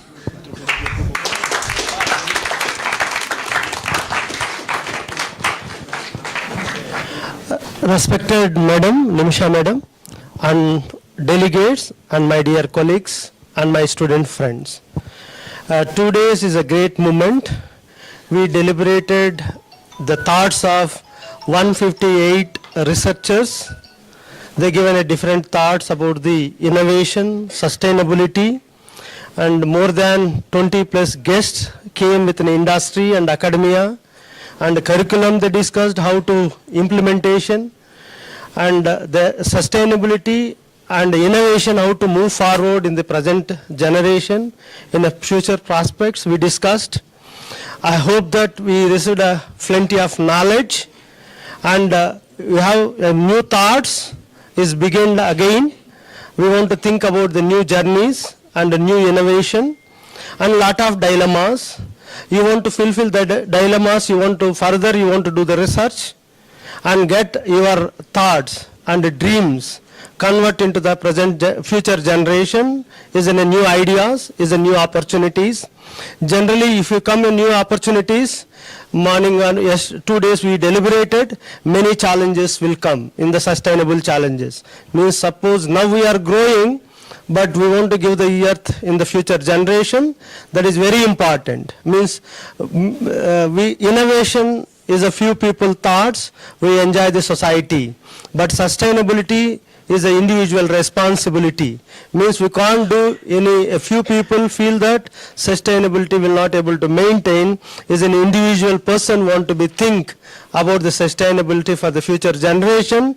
I hope the lot of literature and lot of information we all received, definitely we can implement some extent, and we can draw new conclusions in the future generation, and we can do many such type of conferences and internationally, and workshops, simulations.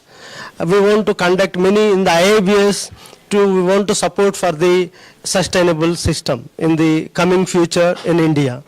Thank you very much for giving this opportunity. Thank you all of them, your patience and your having research ideas, definitely appreciated IIBS. Thank you very much.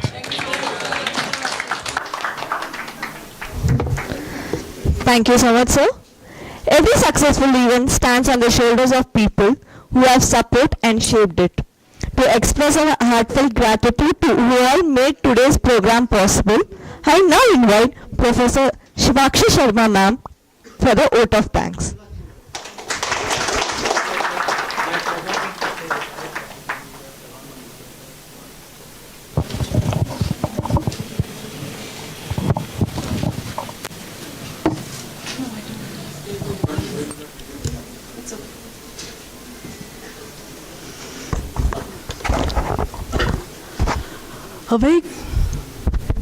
A very good evening. It's not very audible.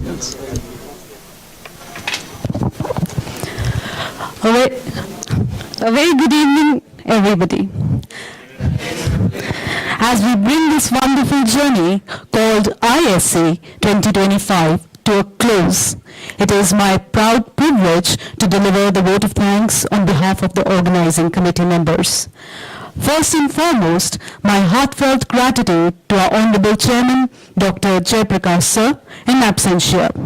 Our sincere thanks to Dr. T. Jagaya Sir, the Academic Director, for his continuous guidance and strong support throughout this event. A special word of appreciation to our valedictory speaker, Dr. Nimisha Singh, for her insightful and motivating address.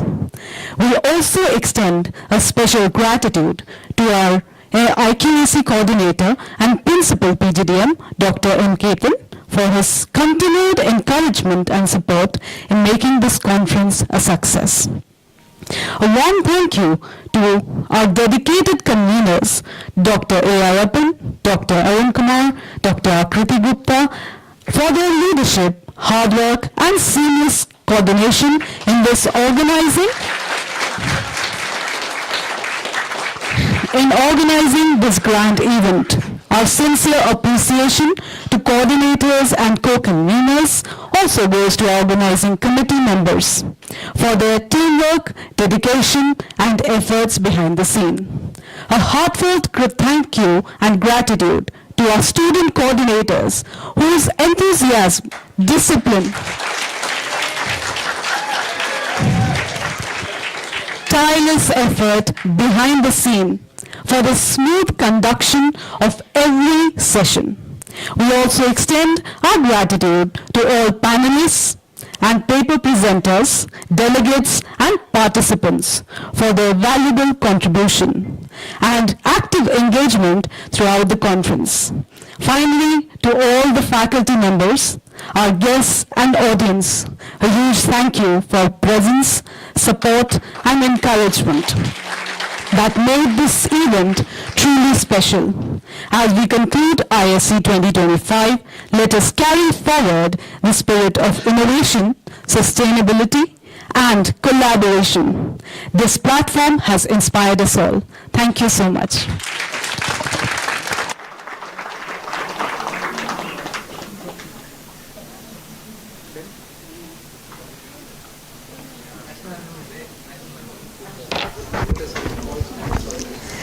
As we have reached the end of today's grand event, I would now request the gathering to rise for the national anthem.